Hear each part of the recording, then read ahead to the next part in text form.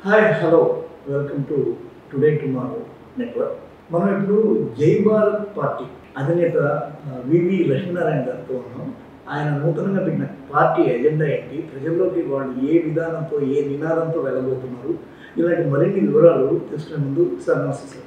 జై భారత్. జై భారత్ సార్. ఏంటి సార్ అసలు ఈ పార్టీ ముఖ్య ఉద్దేశం ఏంటి, ఎజెండా ఏంటి, ఎలా ఈ పార్టీ పెట్టాలనుకుంటున్నారు? పార్టీ ముఖ్య ఉద్దేశం ఏంటంటే ఎన్నికల్లో ప్రజలు గెలవాలి, చైతన్యవంతమైన ఒక సమాజం తయారవ్వాలి, ఆ తర్వాత మూసపోసిన రాజకీయాల నుంచి బయటపడాలి, ఈ విధంగా డబ్బులు మద్యం లేని రాజకీయాలు రావాలి అన్నది ప్రధానంగా జై భారత్ నేషనల్ పార్టీ కోరుకుంటున్న విధానం.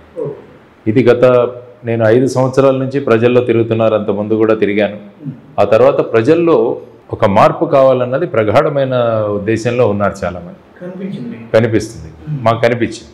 కాబట్టి ఏంటంటే దానికి ఒక ప్రత్యామ్నాయంగా మనం ఏదైనా కావాలి అని ప్రజల యొక్క కోరిక ద్వారా ప్రజల్లోంచి పుట్టిన పార్టీ. ఇది పార్టీ పెట్టిన పార్టీ కాదు, ఇది పుట్టిన పార్టీ. ప్రజల కోసం ప్రజలను గెలిపించాలి, ప్రజల గొంతులు అసెంబ్లీలోనూ పార్లమెంట్లోనూ వినిపించాలి. కానీ ఇప్పుడు ఏంటంటే పార్టీ గొంతులు వినిపిస్తుంది అంతే. పార్టీ ఒక విప్పు రాసిందంటే ఎవరు మాట్లాడలేరు, మరి ప్రజల గొంతులు ఎప్పుడు వినిపిస్తాయి? తర్వాత ప్రస్తుతం ఉన్న పార్టీలు ఎలా ఉన్నాయంటే ఇక అపోజిషనే వద్దనుకుంటున్నారు. కాబట్టి 175 అని ఒకరు మాట్లాడుతున్నారు, వీళ్ళు సర్వేల్లో 160 వరకు వస్తాయంటున్నారు.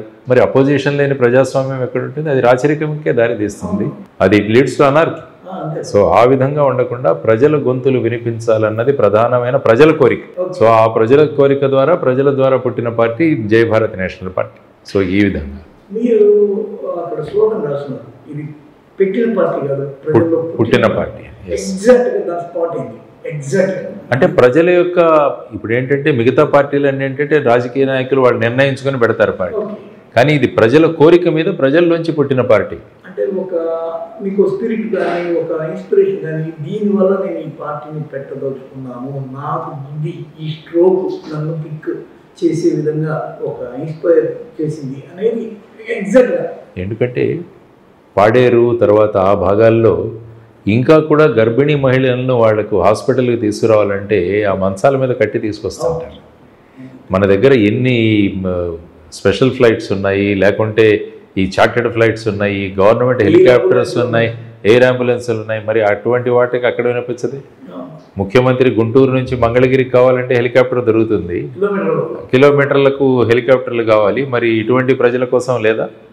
అంటే మనం ప్రజాస్వామ్యం ఎప్పుడు కూడా ప్రజల చేత ప్రజల కొరకు ప్రజల ద్వారా ఏర్పడిందని అనుకుంటాం. Of the people, by the people, for the people. అప్పుడు యాక్చువల్గా మీరు చూసుకుంటే ఆఫ్ ది పీపుల్ ఆఫ్ అయిపోయింది, ప్రజలతో సంబంధం లేదు. బై ది పీపుల్ ఓఎఫ్ఎఫ్ అయింది, బీవై బై బీవైఈ అయిపోయింది, బై ది పీపుల్ కొనడండి. తర్వాత వచ్చేసి for the people, far away from people. So ఈ విధంగా ప్రజాస్వామ్యం తయారవుతున్నప్పుడు మళ్ళా ప్రజాస్వామ్యం యొక్క రుచి అంటే ఏంటి, ప్రజాస్వామ్యం అంటే ఏంటి అన్నది తెలపాల్సిన బాధ్యత కూడా మన మీద ఉంది. కానీ ప్రజలు ఏమనుకుంటున్నారంటే ఇదే ప్రజాస్వామ్యం అనుకుంటున్నారు. కాబట్టి ఇటువంటి ప్రజాస్వామ్యం నుంచి నిజమైన ప్రజాస్వామ్యం ఎలా ఉంటుందని చెప్తే ప్రజలు గెలిచే విధంగా మనం తీసుకొస్తే తప్ప అది సాధ్యం కాదు. ఎందుకంటే ముఖ్యంగా యువతరం చాలామంది ఉన్నారు ఇప్పుడు రాష్ట్రంలో కానీ దేశంలో కానీ. కాబట్టి యువతరాన్ని కనుక ప్రభావితం చేయగలిగితే ఈ విధంగా మారిపోయిన ప్రజాస్వామ్యం యొక్క నిర్వచనం ఏదైతే ఉందో దాన్ని మళ్ళా తిరిగి రాయాలంటే అది కేవలం ప్రజల యొక్క ఆకాంక్షల నుంచి ప్రజల యొక్క కోరికల నుంచే సాధ్యమని చెప్పేసి వాళ్ళు కోరుకుంటున్న విధంగా ఈ ప్రజల నుంచి పుట్టిన పార్టీ అని చెప్పాము. దీని వెనక మరి ఈ ప్రజల సమస్యలు మీరు పార్టీ దాని పరిష్కారమే వేదికగా పెట్టుకున్నాం. ప్రజల సమస్యలు, రాష్ట్రం యొక్క ఆత్మగౌరవం. మీరు రాష్ట్రం అన్నారు కాబట్టి ఇక్కడేమో జై భారత్ సౌండ్ ఉండడంతో పాటు నేషనల్ పార్టీ అని చెప్తున్నారు. తర్వాత ఫ్లాగ్ కాంగ్రెస్ని సూచిస్తుంది, కాంగ్రెస్ ఫ్లాగ్ పెట్టి కాంగ్రెస్ అంటే నేషనల్ ఫ్లాగ్ వాళ్ళు వాడుకున్నారు. ఫస్ట్ వాళ్ళు వాడారు కదా, ఆ తర్వాత ఒక నేషనలిస్ట్ ఈ సౌండ్లో బీజేపీ సౌండ్, ఆ కలర్లో కాంగ్రెస్ కలర్ కనిపించింది. దీన్ని మీరు ఒక రాష్ట్రంలో ఈ ఎన్నికలతో మొదలుపెట్టబోతున్నారు, ప్రత్యక్ష ఎన్నికల్ని. దీన్ని మీరు ఎలా ప్రజల్లోకి తీసుకెళ్తారు ఆ నేషనల్ పార్టీ సౌండ్తో? నేషనల్ అన్నది ఏంటంటే మనకు ఒక జాతీయ భావం ఉండాలి ఎప్పుడు కూడా, ప్రాంతీయ భావాలు కాకుండా జాతీయ భావం అన్నది ఉంటే ఏంటంటే దేశం మనది అన్నది ఒక ఆలోచన రావాలి. అప్పుడు ఏంటంటే ఆ దేశభక్తి భావనలు ఉంటాయి మనకు, నో డౌట్. సో జై భారత్ అన్నది భారతదేశాన్ని మనం అందరం కూడా మన మాతృదేశం కాబట్టి జై భారతదేశం. నేషనల్ పార్టీ అన్నది మేము రాబోయే కాలంలో ఇది ఒక నేషనల్ పార్టీ కావాలి అన్నది ప్రజల కోరిక. ఇది కేవలం రాష్ట్రానికి మాత్రమే పరిమితం అవ్వకుండా ఇతర రాష్ట్రాల్లో కూడా కంటెస్ట్ చేసి ఇది ఒక నేషనల్ లెవెల్లో కూడా ఒక ఆల్టర్నేటివ్గా మనం తీసుకురావాలన్నది ప్రధానమైనది. రంగులు అంటే ఇవి మన జాతీయ జెండాలో ఉన్న రంగులు, అది ఎవరో వాడుకునే ఆదాయం లేదు, ఏమైంది జాతీయ జెండా జాతీయ భావాలు ఇవి రావాలన్నది ప్రధానమైన ఉద్దేశం. ఆ విధంగా పెట్టాం. అంటే రీజనల్ కాకుండా ఇది నేషనల్ లెవెల్లో ఒక ఆల్టర్నేటివ్ కావాలన్నది ప్రజలు కోరుకున్నది. కానీ ఇప్పుడున్న ఈ తెలుగు రాష్ట్రాల ప్రజలు మీకన్నా మీ స్థాయి వ్యక్తి జయప్రకాష్ నారాయణ గారు, మీరు కేసు అయితే ఆయన ఐఏఎస్ కదా, పైపెచ్చారు డాక్టర్ కూడా, అలాంటి ఒక లీడర్గా అయ్యి ఆయన లోక్సభను పెట్టి అసలు ఎమ్మెల్యే అయిన మాట వాస్తవం. అసలు చాలా విధానాలను ప్రజలు తీసుకెళ్ళారు, కానీ ఆయనకి అంత ఆదరణ దొరకలేదు. దాంతో పోల్చి చూసుకుంటే ఇప్పుడు మారిన కాలమాన పరిస్థితి కావచ్చు, లేకపోతే మీ అప్రోచ్ కావచ్చు, ఎలా ఉండబోతుందంటే దాని కంపారిజన్ ఏంటి? ప్రజాస్వామ్యం ఇంకా చాలా అధ్వానం అయిపోయింది. ఆయన మొదలుపెట్టినప్పుడు ఈ గత 15 సంవత్సరాల్లో ప్రజాస్వామ్యం ఇంకా కింది స్థాయికి చేరుకోలేదు. తర్వాత ఏంటంటే ముఖ్యంగా యువతరం చాలా పెద్ద సంఖ్యలో పెరిగారు. వాళ్ళ ఆస్పిరేషన్స్ చాలా వేరుగా ఉన్నాయి. అప్పుడు ఏంటంటే ఇప్పుడు కరప్షన్ అంటే ఉండకూడదన్నది ప్రజల్లో ప్రధానంగా ఉంది. అవినీతి లేకుండా ఉంటే మనకున్న బడ్జెట్లో మనం చాలా చేసుకోవచ్చు. మనకున్న బడ్జెట్లు మనకున్న ఆదాయంలో సగం అవినీతిలోనే పోతుంది. కాబట్టి అవినీతి రహితంగా మనం ముందుకు వెళ్ళగలిగామంటే మారుతాయి అన్నది ఒక పెద్ద కాన్సెప్ట్. కాబట్టి ఇటువంటి పరిస్థితులలో తర్వాత ముఖ్యంగా ఏంటంటే మన యువతరం రాష్ట్రం ఈ స్థితిలో ఉండడానికి ప్రధానమైన కారణం ఏంటంటే ప్రత్యేక హోదా తీసుకురాలేకపోయారు ఈ పార్టీలు ఏవి అన్నా. మనకు 2014లో రాష్ట్ర విభజన జరిగినప్పుడు మీరు తలుచుకుంటే ఫిబ్రవరి నెలలో రాజ్యసభలో ఫిబ్రవరి 14 ఎప్పుడో రాజ్యసభలో ఈ చర్చ జరిగింది. అప్పుడేమన్నారు, ప్రత్యేక హోదా 5 సంవత్సరాలకు ఇస్తామని డాక్టర్ మన్మోహన్ సింగ్ గారు ప్రకటిస్తే అప్పుడు ప్రతిపక్షంలో ఉన్న భారతీయ జనతా పార్టీ వాళ్ళు 5 సంవత్సరాలు కుదరదు, ఇది 10 సంవత్సరాలకు కావాలి అన్నారు. వాళ్ళే అన్నారు 10 సంవత్సరాలకు కావాలని. మరి అప్పుడు బిల్లును వెంటనే లోక్సభకు తీసుకెళ్ళి ఉండాల్సి, ఎందుకంటే రాజ్యసభలో ప్రత్యేక హోదా అన్న ముద్ద ఒకటి కొత్తగా వచ్చింది. ఎప్పుడైనా బిల్లులో కొత్త విషయం కావాలంటే మళ్ళా దాన్ని లోక్సభకు తీసుకెళ్ళాలి. ఏముంది, లోక్సభ అప్పుడు బడ్జెట్ సమావేశాలు జరుగుతున్నాయి, అప్పుడు రెడీగా ఉంది. లోక్సభను వెంటనే తీసుకుని మన స్టేట్ రీఆర్గనైజేషన్ బిల్లో విభజన చట్టంలో ప్రత్యేక హోదా ఆంధ్రప్రదేశ్కు 10 సంవత్సరాలు ఇస్తున్నామని రాసి బిల్లు తెచ్చిండొచ్చు కదా. అది ఎవరూ తెలియదు. ఎప్పుడెప్పుడు రాష్ట్రం విడిపోతుందా, ఎప్పుడు అక్కడ ఉన్న టీఆర్ఎస్ ప్రభుత్వం కాంగ్రెస్లో కలిసిపోతుందా అన్న ఆతృతలో ఉన్నారు. కానీ ఇక్కడ విడిపోయిన ఆంధ్రప్రదేశ్ భవిష్యత్ ఏమవుతుందో ఎవరు పట్టించుకోలేదు అప్పుడు. ఆ తర్వాత 2014 ఎలక్షన్లో భారతీయ జనతా పార్టీ 10 సంవత్సరాలు మీకు ప్రత్యేక హోదా ఇస్తామని వాళ్ళ మేనిఫెస్టోలో చెప్పారు. మరి 2014లో ప్రభుత్వంలోకి వచ్చారు, మరి ఏమైంది? ఆ తర్వాత మళ్ళా ఇక్కడ ప్రభుత్వం, తెలుగుదేశం ప్రభుత్వం, జనసేన బీజేపీ ప్రభుత్వం ఏర్పడింది. అప్పుడు వాళ్ళు ఏమన్నారు, కొన్ని రోజుల తర్వాత మాకు స్టేటస్ వద్దు, ప్యాకేజీ కావాలన్నారు. ఎందుకంటే వాళ్ళు ప్యాకేజీ ఇస్తామన్నారు. తర్వాత కొన్ని సంవత్సరాలుగా మళ్ళా ప్యాకేజీ ఇచ్చి మమ్మల్ని మోసం చేస్తున్నారని మళ్ళా ప్రత్యేక హోదా కావాలి అని చెప్పేసి ధర్మ పోరాట దీక్షలు చేసి అవిశ్వాస తీర్మానం కూడా ప్రవేశపెట్టారు. మరి అది నడిచాయి. మరి ఆ తర్వాత అప్పుడు ఉన్న వైసీపీ అపోజిషన్ పార్టీలో ఉన్నప్పుడు వాళ్ళు తెలుగుదేశం ఇద్దరు కలిసి అవిశ్వాస తీర్మానాన్ని ప్రవేశపెట్టారు. మొదటిసారి ఇద్దరు కలిసింది ఆ టైంలో 2018లో ఎలక్షన్ ముందు జరగలేదు, అది వీగిపోయింది, దేర్ ఇస్ నో డౌట్. ఆ తర్వాత ఏమైంది, 2019 ఎలక్షన్ జరిగాయి, వైఎస్ఆర్సీపీ ప్రభుత్వం వచ్చింది. ఆ ఎలక్షన్లప్పుడు కూడా మళ్ళా స్పెషల్ స్టేటస్ తెస్తామని అందరూ మాట్లాడారు. వైఎస్ఆర్సీపీ ఏమన్నింది అప్పుడు, మాకు 25 ఎంపీలు కనుక మీకు ఇస్తే మేము మెడలు పెంచి తెస్తామన్నా. 23 ఎంపీలను ఇచ్చారు. మరి అక్కడికి వెళ్ళి ప్రధానమంత్రి గారితో కలిసిన తర్వాత ముఖ్యమంత్రి గారు ఏమన్నారు, వారికి మెజారిటీ ఎక్కువ వచ్చింది, వాళ్లకు 250 సీట్లు వచ్చింటే మన మీద ఆధారపడేవాళ్ళు, కాబట్టి ఇప్పుడు మనం వాళ్ళని డిమాండ్ చేయలేము, మనం ఎప్పుడు వెళ్ళినా కూడా రిక్వెస్ట్ చేసి సార్ మాకు స్పెషల్ స్టేటస్ ఇవ్వండి అని అడుగుదామని అన్నారు. ఇన్ని పరిస్థితులు జరిగినప్పుడు మరి ఈ రెండు పార్టీలు ఏవైతే అవిశ్వాస తీర్మానాన్ని కలిసి 2018లో పెట్టారో మనకు 4 సార్లు అవకాశం దొరికింది ప్రత్యేక హోదా తెచ్చుకోవడానికి. మొదటిది 2019వ సంవత్సరంలోనే citizenship amendment bill CAA bill ప్రవేశపెట్టారు. అప్పుడేమో ఆ టైంలో రాజ్యసభలో మెజారిటీ లేదు ఎన్డీఏకి, ఖచ్చితంగా ఈ పార్టీల మీద ఆధారపడి ఉండాలి. అప్పుడు అడిగిండొచ్చుగా, మీరు ప్రత్యేక హోదా ఇస్తేనే మేము దీన్ని సపోర్ట్ చేస్తామని. ఆ తర్వాత రాష్ట్రపతి ఎన్నిక కూడా ఎంపీలు వేయాలి, ఎమ్మెల్యే వేయాలి. అసలు యాక్చువల్గా మనం దురదృష్టం ఏంటంటే అక్కడ ఎన్డీఏ ప్రభుత్వం ద్రౌపది ముర్ము గారిని క్యాండిడేట్గా ప్రకటించగానే వాళ్ళు ఏమీ అడగకుండానే ఈ రెండు పార్టీలు సపోర్ట్ చేస్తామని చెప్పారు. ద్రౌపది ముర్ము గారు ఇక్కడ విజయవాడకు వచ్చినప్పుడు ఆవిడ స్పీచ్లో ఏం చెప్పారో మీరు ఒకసారి వింటే, మొత్తం భారతదేశంలో మేము అడగకుండా సపోర్ట్ చేసిన రెండు పార్టీలు ఇవే అని చెప్పారు. మరి అప్పుడు అడిగిండొచ్చుగా. మరి ప్రత్యేక హోదా వచ్చేదే రాదు. తర్వాత ఉపరాష్ట్రపతి ఎన్నిక, ఆ తర్వాత మొన్న ఆగస్టు నెలలో సుప్రీంకోర్టు ఏం చెప్పింది, ఢిల్లీ ప్రభుత్వానికి అక్కడ ఉన్న సివిల్ సర్వెంట్లను నియమించుకునే అధికారం ఉంది, లెఫ్టినెంట్ గవర్నర్కి లేదు అన్నారు. అప్పుడు వెంటనే ఒక బిల్లు ప్రవేశపెట్టారు. ఆ బిల్లు మళ్ళా రాజ్యసభకు వచ్చింది. అప్పుడు కూడా మనకు అవకాశం, అప్పుడు కూడా మన వాళ్ళిద్దరు చేతులు ఎత్తేసారు. కాబట్టి ఈ విధంగా జరుగుతున్నప్పుడు మరి ఏం జరుగుతుంది? మనం అడిగేదానికి మనకు దమ్ము లేకుంటే మన రాష్ట్రం ఇంపార్టెంట్ కాదు. మనకి రాష్ట్రం ఈజ్ నాట్ అవర్ ప్రయారిటీ. మన పర్సనల్ ఇవి అక్కడ ఎందుకు భయపడుతున్నారో నాకు అర్థం కావట్లేదు. విశాఖపట్నం స్టీల్ ప్లాంట్ ప్రైవేటీకరణ, మరి అప్పుడు కూడా ఏం మాట్లాడారు? సో ఈ విధంగా అక్కడి ప్రభుత్వానికి భయపడుతూ రాష్ట్రం యొక్క హితాన్ని తాకట్టు పెట్టిన వీళ్ళు ఎందుకు మాకు ప్రత్యేక హోదా తీసుకురాలేదని చెప్పి యువతరం ప్రశ్నిస్తున్నారు. ఇప్పుడు చెప్పమనండి వీళ్ళని ఎవరైనా. మళ్ళీ 2024 ఎలక్షన్ రాగానే పెట్టేస్తారు ప్రత్యేక హోదా తీసుకొస్తామని. మరి ఏం చేశారు? కాబట్టి ఇటువంటి బూటకపు రాజకీయాలు కాదు, నిజమైన రాజకీయాలు రావాలి అన్నది ప్రజల యొక్క కోరిక. ఆ విధంగా ఇటువంటి నిజాలు చెప్పాలి ప్రజలకి. అందువల్ల మేము చెబుతున్నాం ఏంటంటే, ఇప్పటికైనా రండి అందరూ కలిసి వెళ్దాం. పార్టీలను వదిలేసి ఈ 2024 ఎలక్షన్ల ముందే మనం ప్రత్యేక హోదా తీసుకొద్దాం. ఒక ఎలక్షన్ నినాదం కాకుండా ఇది ప్రత్యేక హోదా సాధన సమితి ద్వారా మనం అందరం కలిసి పనిచేద్దాం రండి. ఉన్నాయి. చలసాని శ్రీనివాస్ గారు, సిపిఐ రామకృష్ణ గారు, తర్వాత ఇప్పుడు మధు గారు, ఇప్పుడు శ్రీనివాసరావు గారు, వీరంతా చేస్తున్నారు. వారితో కూడా మేమంతా జాయిన్ అయ్యాము. అందరం కలిసి అందరి పార్టీలను రమ్మంటున్నాం. వచ్చి ఢిల్లీలో కూర్చుందాం. ఏ విధంగా జల్లికట్టు తెచ్చుకున్నారో అక్కడ తమిళనాడులో, ఏ విధంగా రైతులు వాళ్ళు ఢిల్లీలో 1 సంవత్సరం కూర్చొని రైతాంగ బిల్లులు ఏదైతే వాపసు రిటర్న్ తీసుకునేటట్టు చేశారు, ఆ ఉద్యమ స్ఫూర్తి రావాలి ఇక్కడ.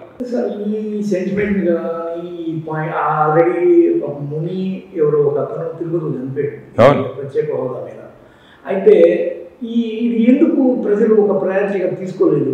ఏమైందంటే ప్రజల్లోంచి ఎందుకు పుట్టలేదు? ఇది అదే చెప్తున్నాను. ఇది ఎందుకంటే రాజకీయ పార్టీలు అన్నవి వాళ్ళకి ఈ విధంగా ప్రత్యేక హోదా అన్నది ముగిసిన అధ్యాయం అని వీళ్ళకి చెప్పేశారు. ఎందుకంటే వీళ్ళు ముగింపజేశారు కాబట్టి ఈ అధ్యాయాన్ని దాన్ని ముగిసిన అధ్యాయం అంటున్నారు. కాబట్టి మేము అది ముగిసిన అధ్యాయం కాదు, అది మళ్ళా తెరవాల్సిన అధ్యాయం. వీళ్ళు స్వార్థ ప్రయోజనాల కోసం ఈ ప్రత్యేక హోదాని ముగింపజేశారు. వీళ్ళకు అడిగే ధైర్యం లేదు. అందుకనే మళ్ళా రండి అందరం కలిసి వెళ్దాం, మళ్ళా అందరం కలిసి తీసుకొద్దాం ప్రత్యేక హోదాని. దానివల్ల ఏమైంది? మనకు ఫ్యాక్టరీలు రాలేదు, కంపెనీలు రాలేదు. దానివల్ల ఏమైంది? విద్యార్థులు ఇంత చదువుకుంటున్నారు, ఉద్యోగాలు లేవు. ఇక్కడ ఏం చేస్తారు? ఫ్రస్ట్రేషన్. ఇప్పుడు మొన్న నాకు హిమాచల్ ప్రదేశ్లో 2 ఫార్మా కంపెనీ వాళ్ళు కలిశారు, తెలుగు వాళ్ళు. విజయవాడలో నేను నడుస్తుంటే వచ్చి కలిశారు. సార్ ఎలా ఉన్నారంటే, మీరు ఏం చేస్తారంటే ఫార్మా కంపెనీ ఓనర్ సార్. అది ఎక్కడ ఉన్నాయంటే బద్ది, హిమాచల్ ప్రదేశ్. మీరు అక్కడ ఎందుకు పెట్టారంటే, సార్ అక్కడ స్పెషల్ స్టేటస్ ఉంది, అక్కడ మాకు కస్టమ్ డ్యూటీ లేదు, ఎక్సైజ్ లేదు, చాలా రాయితీలు ఉన్నాయి, మాకు కార్పొరేట్ ట్యాక్స్ లేదు. అదే ఇక్కడ పెట్టుకొని ఉంటే ఇక్కడ పిల్లలందరికీ ఉద్యోగాలు దొరికాయి. కాబట్టి దీని గురించి ప్రశ్నిస్తున్నాము. కాబట్టి ఇటువంటివి ఏవైతే ఉన్నాయో అందువల్ల ఇంత అప్పులు చేయాల్సి వస్తుంది రాష్ట్రం కూడా. మళ్ళీ అంతా లేదు కదా, మనకు రెవెన్యూ ఏమీ లేదు ఇచ్చేవి. ఇక్కడ ఫ్యాక్టరీలు లేవు, ఎంటర్ప్రైజెస్ లేవు, ఐటీ లేదు. సో దానివల్ల ఏమవుతుంది? ఫైనల్గా తాకట్టు పెట్టి అప్పు తెచ్చుకొని మనం గడపాల్సిన పరిస్థితి వచ్చింది. కాబట్టి ఈ ఆత్మగౌరవం కూడా, ఆంధ్రుల ఆత్మగౌరవం కూడా మళ్ళీ దెబ్బతింది. సో వీటన్నిటినీ రంగరించుకొని మనం ఒక ఆల్టర్నేటివ్ రావాలని ప్రజలు అనుకుంటున్నారు, విద్యార్థులు అనుకుంటున్నారు. సో ఆ దిశగా మనం ముందుకెళ్తున్నాం. మీరు ప్రత్యేక హోదా అనేది ఇప్పటికి 10 ఈ జూన్ 24కి అయిపోద్ది 10 సంవత్సరాలు. మనం ఉమ్మడి క్యాపిటల్ కూడా సమాప్తం అవుతుంది. హైదరాబాద్ ఉమ్మడి క్యాపిటల్ 10 సంవత్సరాల కన్నా. అంటే 10 ఏళ్ళుగా ఇది రాలేదు. అంటే ఇది ఒక రకంగా చెప్పాలంటే ఒక తెలంగాణ రాష్ట్ర విభజన లాంటి ఒక సమస్య.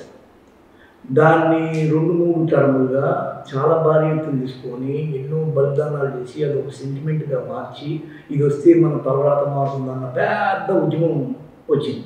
ఆ స్థాయిలో మీ పార్టీ కానీ, ఎందుకంటే మీరు కొత్తగా ప్రజల్లోకి వెళ్ళాలంటే మీకంటూ ఒక ఇది ఉండాలి కదా, ఆ స్థాయిలో మీరు ఎలాంటి ఇది పార్టీలకు అతీతంగా చేస్తున్నాం.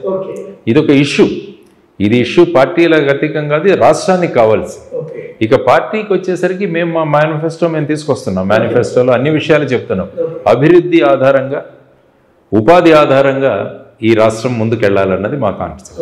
అభివృద్ధి ఆధారంగా వెళ్ళాలి, ఉపాధి ఆధారంగా వెళ్ళాలి అన్నది ప్రధానమైన. గత 2 ఎన్నికలు జరిగినాయి, కర్ణాటక ఒకటి, తెలంగాణ ఒకటి. ఈ 2 ఎన్నికల్ని ఉచిత బస్సు ప్రయాణాలు, ఫ్రీ సిలిండర్లు లాంటి అట్టర్ క్లాస్ని కూడా టచ్ చేసి, ఒక మామూలు మధ్య తరగతి కన్నా ఇంకా తక్కువ మనుషులను టచ్ చేసే విధమైన ఫ్రీ పాలసీ, అంటే ఇప్పటికే ఫ్రీ ఎక్కువైపోయిందని బాధపడుతున్న సమయంలో ఇంకా 2 ఫ్రీ, ఈ 2 ఫ్రీ కండిషన్స్లో మీరైతే దీన్ని ఎలా అనలైజ్ చేస్తారు? లేకపోతే మీ నుంచి ఇలాంటివి ఏమైనా ప్రజలకి ఆఫర్లు ఉన్నాయా? యాక్చువల్గా మనం సంక్షేమము, ఉచితాలు వీటి మధ్య వ్యత్యాసం మనకు తెలియాలి. సంక్షేమం ఏమవుతుందంటే ఏ వర్గాలకైతే వాళ్ళకు అవసరం ఇస్తే వాళ్ళు పని చేసి సంపాదించుకుంటారు. ఫర్ ఎగ్జాంపుల్ ఉపాధి హామీ పథకం ఉంది. ఆ ఉపాధి హామీ పథకంలో మీరు గ్రామంలో పని చేసి అక్కడ రోడ్డు కానీ, చెక్ డ్యామ్ కానీ, కల్వర్ట్స్ కానీ, కెనాల్స్ కానీ, స్కూల్ బిల్డింగులు కానీ ఇలాంటివి పనిచేసి కట్టితే దానికి మీకు డబ్బు ఇస్తారు. అది సంక్షేమం.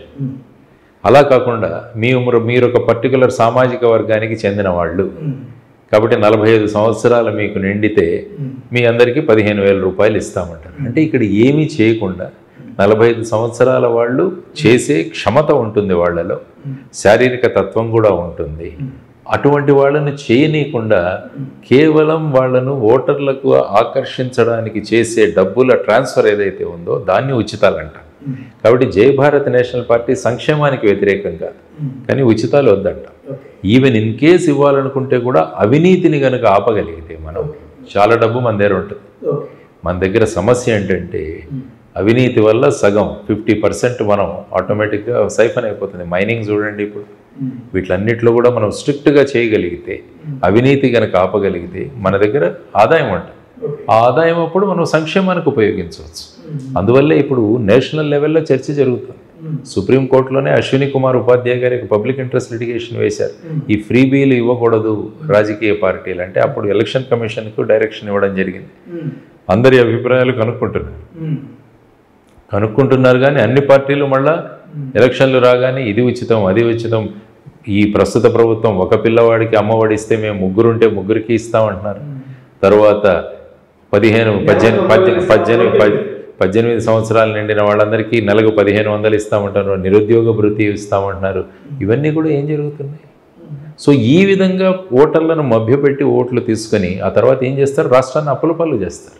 అంటే ఇప్పుడు అడ్వాన్స్డ్ టెక్నాలజీ లేకపోతే అడ్వాన్స్డ్ ఒక స్ట్రాటజీ, మీరు ఇదే ఫ్రీ క్యాష్ అదేదో అంటారు డీబీటీ, డైరెక్ట్ బెనిఫిట్ ట్రాన్స్ఫర్, దీన్ని అసలు లోకేషే ఫస్ట్ కనుక్కున్నట్టు అతను అమలు చేయలేకపోయింది, ఇతను చూసి జగన్ తీసుకొచ్చినట్టు. అంటే ఇతను ఈ చేపలు పట్టడము నేర్పిస్తున్నాడు, మనం డైరెక్ట్గా చేపల పులుసు చేసి నోట్లో పెడితే సరిపోతుంది కదా అనే వరకు వచ్చాడు. దీన్ని కన్నా మించిపోతుందే కానీ కిందకు వస్తుందా? మీరు చెప్పినట్టు మళ్ళీ చేపల్ని విత్తనాలు వేసి అక్కడ చేపల్ని పండించి అక్కడ వరకు అసలు ఈ సొసైటీ వస్తుందా? ఇటు ముందుకెళ్తలేము కానీ ఈ వెనక్కి వచ్చి చూస్తుందా?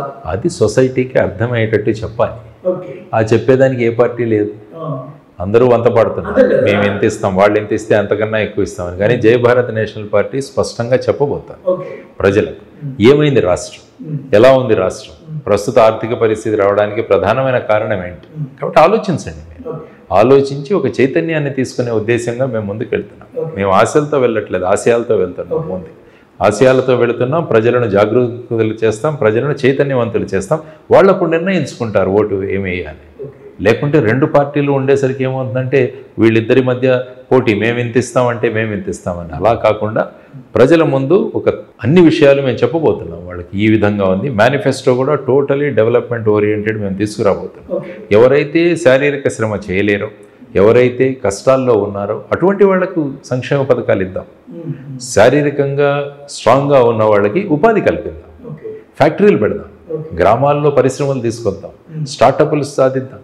మనది భారతదేశం, ముఖ్యంగా ఆంధ్రప్రదేశ్ వ్యవసాయ ప్రాధాన్య రాష్ట్రం. కాబట్టి వ్యవసాయ ఉత్పత్తులను ఎంత చక్కగా మనం వాల్యూ అడిషన్ చేసుకోవచ్చు, ఫుడ్ ప్రాసెసింగ్ చేసుకోవచ్చు, ఎంత పొటెన్షియల్ ఉంది మనకి. ఇంత తీర ప్రాంతం ఉందా మనకి, ఎంత టూరిజం డెవలప్ చేయొచ్చు, ఆక్వాకల్చర్ ఎంత ఉంది మనకి, టూరిజం ఎంత ఉంది మనకి, ఇవన్నీ కూడా ఆలోచించుకుంటూ వెళ్ళి వాటిని కనుక అభివృద్ధిలో చేయగలిగితే ఉపాధి దొరుకుతుంది, ఎకానమీ కూడా మళ్ళా బ్రహ్మాండమైన దీంట్లో తీసుకురావచ్చు. వాటికి కావాల్సిన విషయాలన్నీ కూడా మేము మా మేనిఫెస్టోలో తీసుకొచ్చి ప్రజలకు ఎక్స్ప్లెయిన్ చేయబోతున్నాం.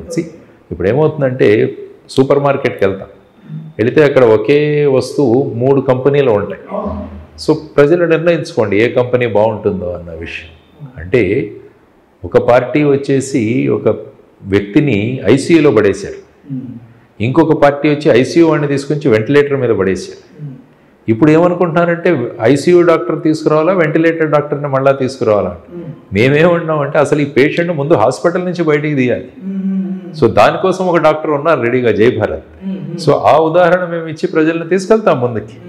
కాబట్టి ఎంతకు ముందు హాస్పిటల్లోనే ఉండాలని కోరుకుంటుంది రాష్ట్రం ఈ విధంగా వీళ్ళ వల్ల.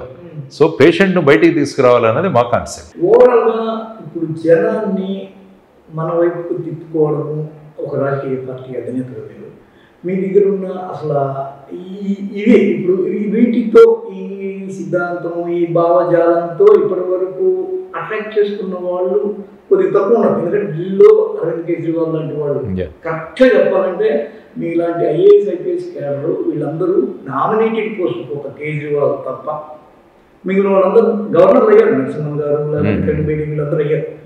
అయితే మీరు అలాంటి మాస్ ఎలిమెంట్తో వీళ్ళని ఎలా అట్రాక్ట్ చేద్దాం అనుకుంటున్నారు? కాన్ఫిడెన్స్ ఉంది, చేయగలం అన్నది. మనకు క్లారిటీ అంటే మనకేంటంటే ఓపిక ఉండాలి. ఇప్పుడు ఏంటంటే ఇన్స్టెంట్ రిజల్ట్స్కి జనాలు అలవాటు పడిపోయి ఇన్స్టెంట్ కాఫీ, T20 ఇట్లాంటి వాటి. కానీ ప్రజా సమస్యలు తీసుకువెళ్ళాలంటే కొద్దిగా లాంగ్ టర్మ్గా కూడా మనం తీసుకెళ్ళాలి, ప్రజలకు ఆలోచింపే విధంగా చేయాలి. ఇప్పుడు ఎలక్షన్స్ వస్తున్నాయి, ఎస్ మా భావజాలాన్ని తీసుకెళ్తాం, మా ప్రయత్నాలు మేము చేస్తాం, మా క్యాండిడేట్లు పెడతాం. కానీ ఈ పోరాటం అన్నది ఇది కంటిన్యూస్గా జరుగుతూనే ఉంటుంది. ఎందుకంటే అందుకనే చెప్పాను ఆశయాలు లేవు కానీ ఆశయాలు మాకు ఉన్నాయని చెప్పి. ఆశయాల్లో తీసుకెళ్తాం ప్రజల్ని. దానికి సమయం పట్టవచ్చేమో కానీ బట్ చెప్పలేము. సునామీ వచ్చినప్పుడు ఏది నిలవదు. సో ప్రజల ఆలోచన విచారాలని మనం మార్చగలిగితే దాని ముందు ఏది కూడా తట్టుకోలేదు. కాబట్టి ఆ విధంగా ఈ విషయాలను ప్రజల్లోకి తీసుకెళ్ళడానికి ప్రయత్నం జరుగుతుంది. చాలామంది కాంటాక్ట్ చేస్తున్నారు మమ్మల్ని. మేనిఫెస్టో కూడా ప్రజల్నే అడిగాం, మీరు మాకు సజెషన్లు ఇవ్వండి ఏం చేయాలని. విపరీతంగా మాకు సూచనలు వచ్చాయి. సో వీటిలన్నింటినీ కంపైల్ చేశాము. కంపైల్ చేసి మొత్తం చేసి మేనిఫెస్టో రిలీజ్ చేస్తాం మేబీ ఒక 2-3 రోజులు. జేబీఎన్పీ, జై భారత్ నేషనల్ పార్టీ. అంటే జై భారత్ పార్టీ అని జై భారత్ పార్టీ అది జేఎస్పీ అది జనసేన పార్టీ. అసలు ఆ ఎపిసోడ్ లేదు సార్, మీరు దాని లోపలికి వెళ్ళడం తిరిగి రావడం దానికి అసలు ఏముంది మాకు తెలియదు అన్నట్టు. తెలియదు ఏం లేదు, నేను ముందే చెప్పాను. పార్టీలోకి వెళ్ళాను, జీరో బడ్జెట్ పాలిటిక్స్ అక్కడ చెప్పారు. అప్పుడు జీరో బడ్జెట్ పాలిటిక్స్ ఆ విధంగానే నోటుకు మద్యము ఏది ఇవ్వకుండా కంటెస్ట్ చేశాం. ఎలక్షన్ కమిషన్ లిమిట్స్లోనే చేశాను. యా, అండ్ ఇన్ఫ్యాక్ట్ నేను వైజాగ్లో కంటెస్ట్ చేసినప్పుడు నేను ఎంపీగా మీరు ఎన్నుకుంటే ఏం చేస్తానని కూడా బాండ్ పేపర్ మీద రాసిచ్చాను, స్టాంప్ పేపర్ మీద. ఈసారి జై భారత్ నేషనల్ పార్టీ క్యాండిడేట్స్ అందరు కూడా నియోజకవర్గానికి ఏం చేస్తారన్నది వాడు బాండ్ పేపర్ మీద రాసి ప్రజలకు ఇస్తారు. ఇది కనుక మేము చేయకుంటే మా మీద కేసులు పెట్టండి కూడా రాసిస్తారు. ఎందుకంటే మార్పు తీసుకురావాలి. సో ఆ విధంగా ఉన్నప్పుడు ఎలక్షన్స్ తర్వాత మళ్ళీ అక్కడ కంటిన్యూస్గా రాజకీయాలు అంటే పొలిటికల్ పార్టీగా మన ఆశయాలు తీసుకువెళతామా లేదా అన్న సంశయంతో, ఎందుకంటే వారు మళ్ళీ సినిమాల్లోకి వెళ్ళాలి అన్న అభిప్రాయం వ్యక్తం చేయడం వల్ల ఏ విషయాలైతే ఒక రాజకీయ పార్టీ శాశ్వతంగా ప్రజల్లో ఉండాలి, కంటిన్యూస్గా ప్రజలకు ఉండాలి, పార్ట్ టైంగా ఉండకపోవచ్చు అని ఫుల్ టైం కావాలి ఎప్పుడు పాలిటిక్స్. సో ఫుల్ టైంగా ఉండాలని చెప్పేసి ఆ సమయంలో నేను పార్టీ నుంచి బయటకు వచ్చి రావడం జరిగింది. అంతే. పాలిష్డ్ కాదు, ఉన్న నిజాలు చెప్తాను. ఏం లేదు, ఒరిజినల్ కూడా ఇదే జరిగింది. ఎందుకు నేను దాచడం ఎందుకు? నేను ఆయనతో ఉన్నది ఐ థింక్ ఒక 15 days అనుకుంటాను. నేను ముందు జాయిన్ అంటే ఇప్పుడు అంతా ఎలక్షన్ క్యాంపెయినింగ్లో ఉన్నాము, బిజీగా ఉన్నాము, తిరుగుతున్నాము.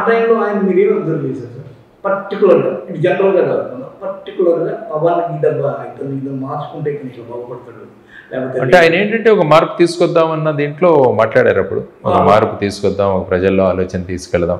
ఆయన అదే అన్నారు కదా, మన 25 సంవత్సరాలు మేము ఉంటాము, మీకు ఇమీడియట్గా ఫ్రీ వీల్ ఇవ్వడం కాదు, అలాగన్నా దీంతో తీసుకెళ్ళాం. అందరూ కూడా కష్టపడి పనిచేశారు. ఆ తర్వాత వచ్చేసి రాజకీయాల్లో ఈ ఓటింగ్లో రకరకాలుగా జరుగుతూ ఉంటాయి.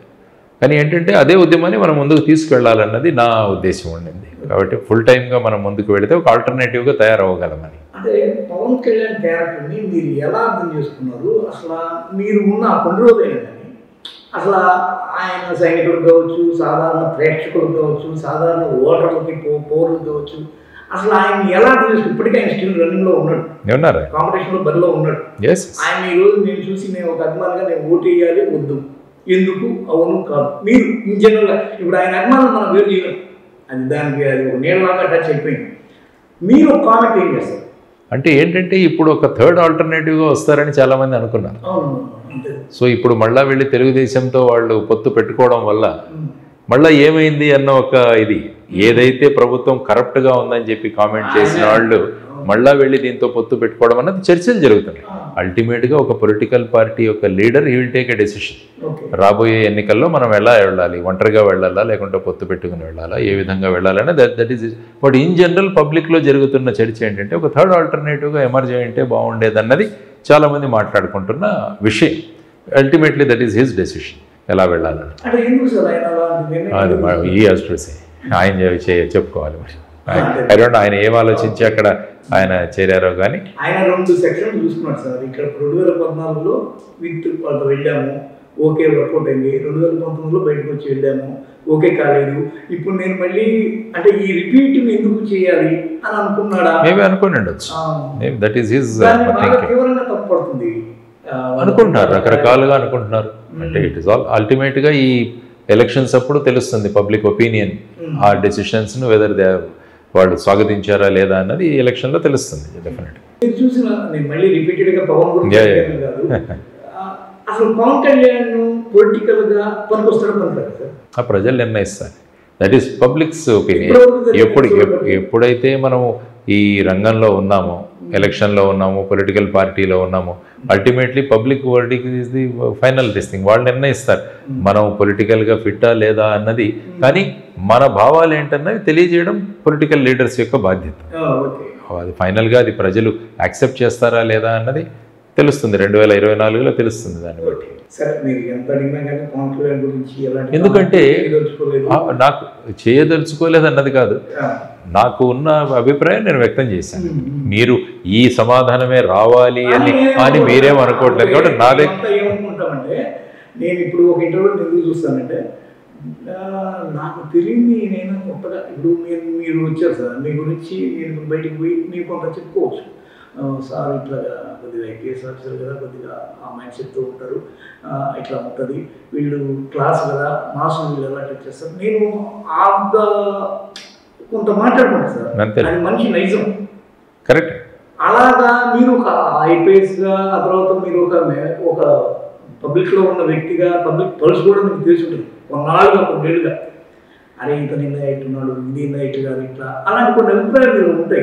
అవి ఏమైనా ఈ ప్రజలకు చెప్పగలరా అనేది మేము ముఖ్యంగా కోరుకుంటున్నది ఏంటంటే ఆంధ్రప్రదేశ్లో పాలన అన్నది కేవలం 2 కుటుంబాలకు మాత్రమే చెందాలా అన్నది కూడా మేము ప్రశ్నిస్తున్నాం. బేసిక్ ఒక కుటుంబం ఇంకో కుటుంబం, ఇంకా వేరే గత్యంతరం లేదా రాష్ట్రానికి అని చెప్పేసి కూడా మా ప్రశ్న అది బేసిక్. దానివల్ల ఏమవుతుందంటే ఈ కుటుంబ పాలనల వల్ల ఏమవుతుందంటే వాళ్ళ ఇంపార్టెన్సు దాన్ని ఎలా పట్టుకొని ఉండాలి అన్న దాని మీద ప్రయారిటీ ఉంటుంది, కానీ పబ్లిక్ సర్వీస్ మీద అంత ఉండదు. ఎలాగైనా ఎలక్షన్ గెలవాలన్న దాని మీద ఉంటుంది, కానీ ప్రజలకు అధికారం ఇవ్వాలన్న ఇది కూడా ఉండదు వాళ్ళదేంటి. సో ఇంకా అక్కడ ఎమ్మెల్యేలకు కూడా ఎంత ఫ్రీడమ్ ఉంటుందో నాకు తెలియదు. ప్రజాస్వామ్యం పార్టీల్లోనే లేకుంటే మరి ప్రజాస్వామ్యాన్ని ఎలా పరిరక్షిస్తారు ఈ పార్టీలు అన్నది కూడా నాకు డౌట్. అంటే మనకు ఎమ్మెల్యేలను అక్కడి నుంచి కొనేయడం, అక్కడి నుంచి తీసేసుకోవడం, ఇలాంటివన్నీ what is happening. Public opinion ఎప్పుడైతే ఉన్నప్పుడు ఆ పబ్లిక్ ఒపీనియన్తో మనకు వచ్చిన సీట్లతో మనం ముందుకు వెళ్ళగలగాలి. ఈ విధంగా ప్రజలు ఒక పార్టీ వ్యక్తిని ఎన్నుకున్న తర్వాత ఆ పార్టీ వ్యక్తిని మళ్ళీ మన పార్టీలో జాయిన్ చేసుకోవడం, ఇవన్నీ ఇట్ ఈస్ నాట్ కరెక్ట్. యాక్చువల్గా వాళ్ళ రిజిగ్నేషన్స్ కూడా స్పీకర్ అన్న వ్యక్తి ఇన్ని రోజులు పెండింగ్ పెట్టుకోవడం, ఇదంతా కూడా కరెక్ట్ కాదు. ఎస్ రిజిగ్నేషన్ ఇచ్చారా, డిసైడ్ చేయండి 3 వారాల్లో, మళ్ళీ ఎలక్షన్ పెట్టండి, అక్కడ పెట్టి మళ్ళీ తీసుకురండి, అది నిజమైన ప్రజాస్వామ్యం అవుతుంది. కానీ ఈ విధంగా నెంబర్ గేమ్లో ఏమైపోతుందంటే ఫైనల్గా రాష్ట్రం దెబ్బతింటుంది, రాష్ట్ర భవిష్యత్తు దెబ్బతింటుంది. ఎప్పుడు కూడా నేను కుర్చీ మీద ఎలా కూర్చోవాలన్నదే ఉంటుంది, కానీ దానికోసం మన ప్రత్యేక హోదాను కూడా తాకట్టు పెట్టారు. ఎన్నో అదే చెప్తున్నా, నా కుర్చీ నాకు ముఖ్యమైనప్పుడు ఏమవుతుందంటే రాష్ట్రం ఎటుపోయినా పర్వాలేదన్న స్థాయికి తీసుకురావాల్సి వస్తుంది. మీరు నాకు తెలిసి నేను నా ఊహ చేసినప్పటి నుంచి మీరు Lakshminarayana joint director of CBI, ప్రముఖ ఒక పొలిటికల్ విఐపి అయిన జగన్మోహన్ రెడ్డి గారి కేసు డీల్ చేసిన ఎపిసోడ్ ఒకటి, తర్వాత జనసేన దానిలో రావడం ఒకటి, ఆ తర్వాత ఇప్పుడు జయభారత్ పార్టీ పెట్టడం ఒకటి, మధ్య గ్యాప్లో మీరు ఒక చిన్న ఫేవర్ పోయారు. వైసీపీకి అనుకున్న ప్రోగా కొన్ని కామెంట్స్ చేస్తూ వచ్చారు. ఆయన విద్యా విధానాలు కావచ్చు, లేకపోతే ఆరోగ్యపరంగా ఆయన తీసుకొచ్చిన కొన్ని విధానాలు కావచ్చు. దీన్ని మేము ఎలా అర్థం చేసుకోవాలి? దీన్ని రాజనీతిజ్ఞత అంట. సార్, రాజకీయాలు అంటే ఏంటంటే ప్రతిదీ తప్పు పట్టడం రాజకీయాలు అవుతుంది. ఓకే, కానీ ఎవరైనా మంచి చేస్తే చెప్పండి, ఎస్ చెప్పాలి, it is my duty. Jayaprakash Narayana కూడా మీలాగే అన్నారు.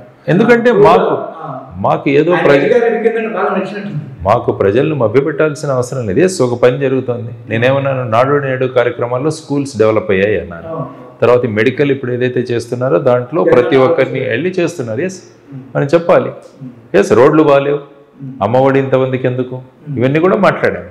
కాబట్టి ఏమైపోతుందంటే ఇప్పుడు మీడియా కూడా రాష్ట్రంలో ఎలాగుందంటే అది కూడా ఒక విడిపోయిన మీడియా లాగా అనిపిస్తుంది. కొన్ని ఛానల్స్ వీళ్ళ వెంట, కొన్ని ఛానల్స్ వీరి వెంట. కాబట్టి ఏమవుతుంది, వెంటనే నేను ఈ విధంగా మాట్లాడినందువల్ల మీరు అన్నట్టు వెంటనే ఈయన వైసీపీకి సపోర్టు, తర్వాత వచ్చేసి ఈయన వైసీపీలో జాయిన్ అవుతాడు, విశాఖపట్నం ఎంపీగా ఈయనకి సీట్ ఇస్తున్నారు, ఇంతవరకు వెళ్ళిపోయింది. ఆయన విజయవాడ నుంచి ఎంపీగా కంటెస్ట్ చేస్తారు. ఎందుకంటే ఆయన మెడికల్ ఏదైతే ఫ్యామిలీ డాక్టర్ సిస్టమ్ తెచ్చారో అది బాగుందని చెప్పి ఆయన అంటే ఆయన వెంటనే ఇక్కడ వైసీపీ అభ్యర్థిగా మీడియా ఆ విధంగా సృష్టించి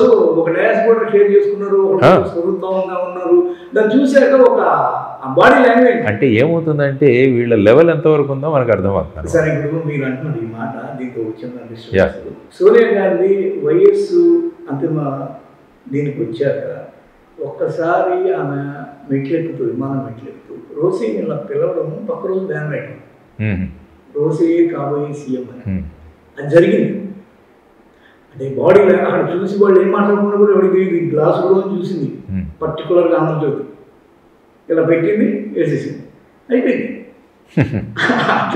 అంటే మీరు మీడియాని తప్పు పట్టుకుంటే నేను అన్నా లేదా, నేను తప్పు పట్టట్లేదు. ఎందుకంటే మీడియా అందరినీ కూడా వాళ్ళు వెరిఫై చేసి సరిగ్గా చేస్తున్నారా లేదా చెప్పాల్సిన బాధ్యత వాళ్ళ మీద ఉంది. Media is a fourth estate. ఎందుకంటే ఎగ్జిక్యూటివ్, లెజిస్లేచర్, జ్యుడిషియరీ తర్వాత ఫోర్త్ ఎస్టేట్ స్థాయికి మనం మీడియాకి ఇచ్చాం. కాబట్టి మీడియా పారదర్శకంగా ఉంటూ ఎవరు తప్పులు చేస్తుంటే వాళ్లకు అట్టగట్టి ప్రజా సమస్యలను బయటికి తీసుకొచ్చి ఈ ప్రభుత్వాలు వాటిని పరిష్కారాలు చూపించే విధంగా మీడియా తీసుకెళ్ళి, మీడియా ఎప్పుడు కూడా ఒక పొలిటికల్ పార్టీకి ఎప్పుడు కూడా సపోర్టింగ్గా వెళ్ళకూడదు.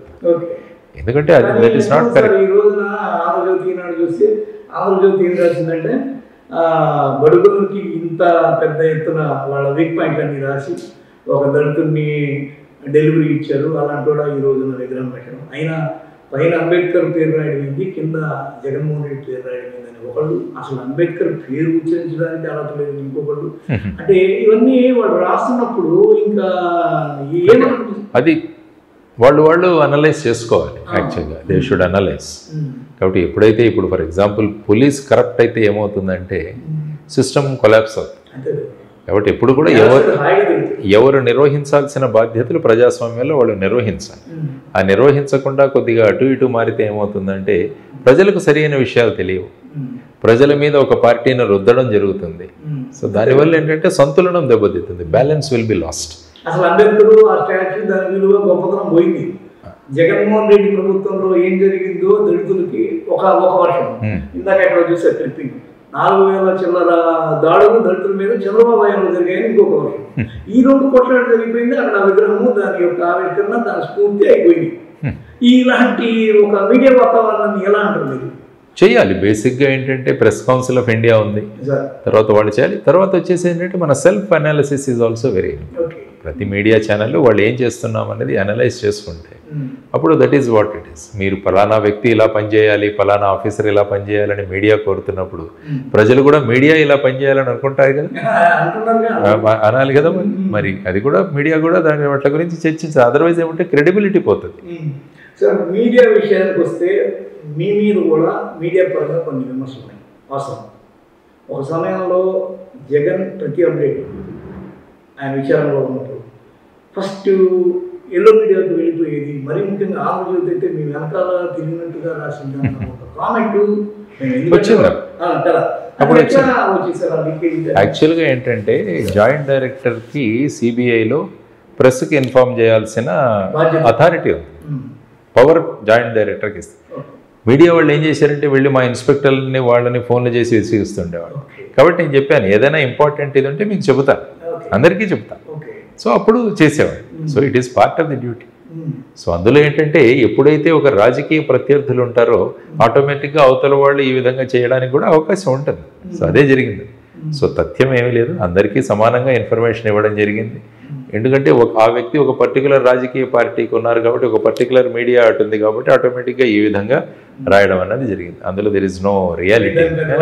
పట్టించుకోలేదు, ఎందుకంటే when we are clear, when we are answerable to our conscious, మనం మన అంతరాత్మకి సమాధానం చెప్పుకునే స్థాయికి మనం ఉంటే ఈ మిగతా పట్టించుకోవాల్సిన అవసరం లేదు. ఆయన అంటాడు అసలు జగన్ మీద పెట్టినవన్నీ పిచ్చి కేసులు, వాటిని అసలు పట్టించుకోవాల్సిన అవసరం లేదు. ఇంతకుముందు ఎక్కడో నా ఫోన్లో ఉంది. అసలు ఏంటి మీ అమలు కోర్టు ఇచ్చింది, అది సుప్రీం హైకోర్టు ఇచ్చిన కేసు. అది కొంతమంది కంప్లైంట్ చేయడము, public interest litigation writ petition వేయము, హైకోర్టు వేయడం, మా దగ్గర ఉన్న ఎవిడెన్స్ ఏదైతే కలెక్ట్ చేసిందో అది కోర్టుకు సబ్మిట్ చేయడం జరిగింది. ప్రస్తుతం మ్యాటర్స్ కోర్టులో ఉన్నాయి, కోర్టు డిసైడ్ చేస్తుంది ఏంటి ఎలాంటి కేసులు ఏంటి అన్నది కోర్టు విల్ డిసైడ్. ఒక సమయంలో మీరు కూడా ఒక కామెంట్ చేశారు, లక్ష కోట్లు అంటారు ఏంటి అంటే మీరు వెంటనే లేదు దాన్ని. అందులో నేనున్నంత వరకు ఎంత ఇది ఉంటుందో ఆ ఫిగర్ చెప్పాము. ఎందుకంటే ప్రతి విషయాన్ని రాజకీయ నాయకులు వాళ్లకు ఫేవరబుల్గా చేసుకునే అవకాశం ఉంటుంది కాబట్టి నేనున్నంత వరకు ఎంత దీని గురించి చార్ట్ షీట్ వెళ్ళాలో మేబీ ఆ ఫిగర్ గురించి మాట్లాడచ్చు, మేబీ ఉండొచ్చు. జ్ఞాపకాలు కానీ ఆ చాప్టర్ కానీ అవన్నీ అయిపోయినట్టు. జ్ఞాపకాలు అంటే ఏంటంటే అది duty, that was my duty, అది చేశాను వెళ్ళిపోయాను. థ్రెట్ అంటే నాకు లెటర్స్ వస్తుండేవి, థ్రెటనింగ్ లెటర్స్, మిమ్మల్ని చంపేస్తాం, మీ ఫ్యామిలీని చంపేస్తాం, అవి నేను ఇంటెలిజెన్స్ వాళ్ళకి చెప్పేవాడిని. ఈ విధంగా లెటర్స్ వచ్చాయి. ఒకసారి రక్తంతో రాసిన లెటర్ కూడా వచ్చింది, మీరు ఇంతకుముందు 2-3 లెటర్స్ రాశారు, మీరు పట్టించుకోలేదు, ఇది మా రక్తంతో రాస్తున్నాం వాడి జాగ్రత్త అని. సో దాన్ని కూడా మళ్ళీ ఇంటెలిజెన్స్ వాళ్ళకి పంపించి వాళ్ళు ఏదో సెక్యూరిటీ అది ఇచ్చేవాళ్ళు లాగా. So that is part of the job అంతే. సార్ మీరు ఐపీఎస్ ఆ ట్రైనింగ్ దానిలో మీరు రావడం ఉంటుంది, పర్సన్గా మీరు ఒకరు ఉంటారు. ఒక పర్సన్గా ఇలాంటి ఒక వైబ్రెంట్ ఎక్స్పీరియన్స్ తీసుకున్నప్పుడు దానికి మీ రియాక్షన్స్ కానీ ఇవి ఎట్లా ఉండేది? జనరల్గా ఏంటంటే I never get attached to a particular డ్యూటీగా చేస్తున్నాం అంతే. ఆ డ్యూటీ నాకు మీకు ఆ సమయంలో ఆ కుర్చీలో మీరు కూర్చున్నారు కాబట్టి ఆ డ్యూటీ ఏది చేయాలో చేయాలని, దాన్ని I never use to carry home, ఇంటికి కూడా తీసుకెళ్లేవాడిని కాదు.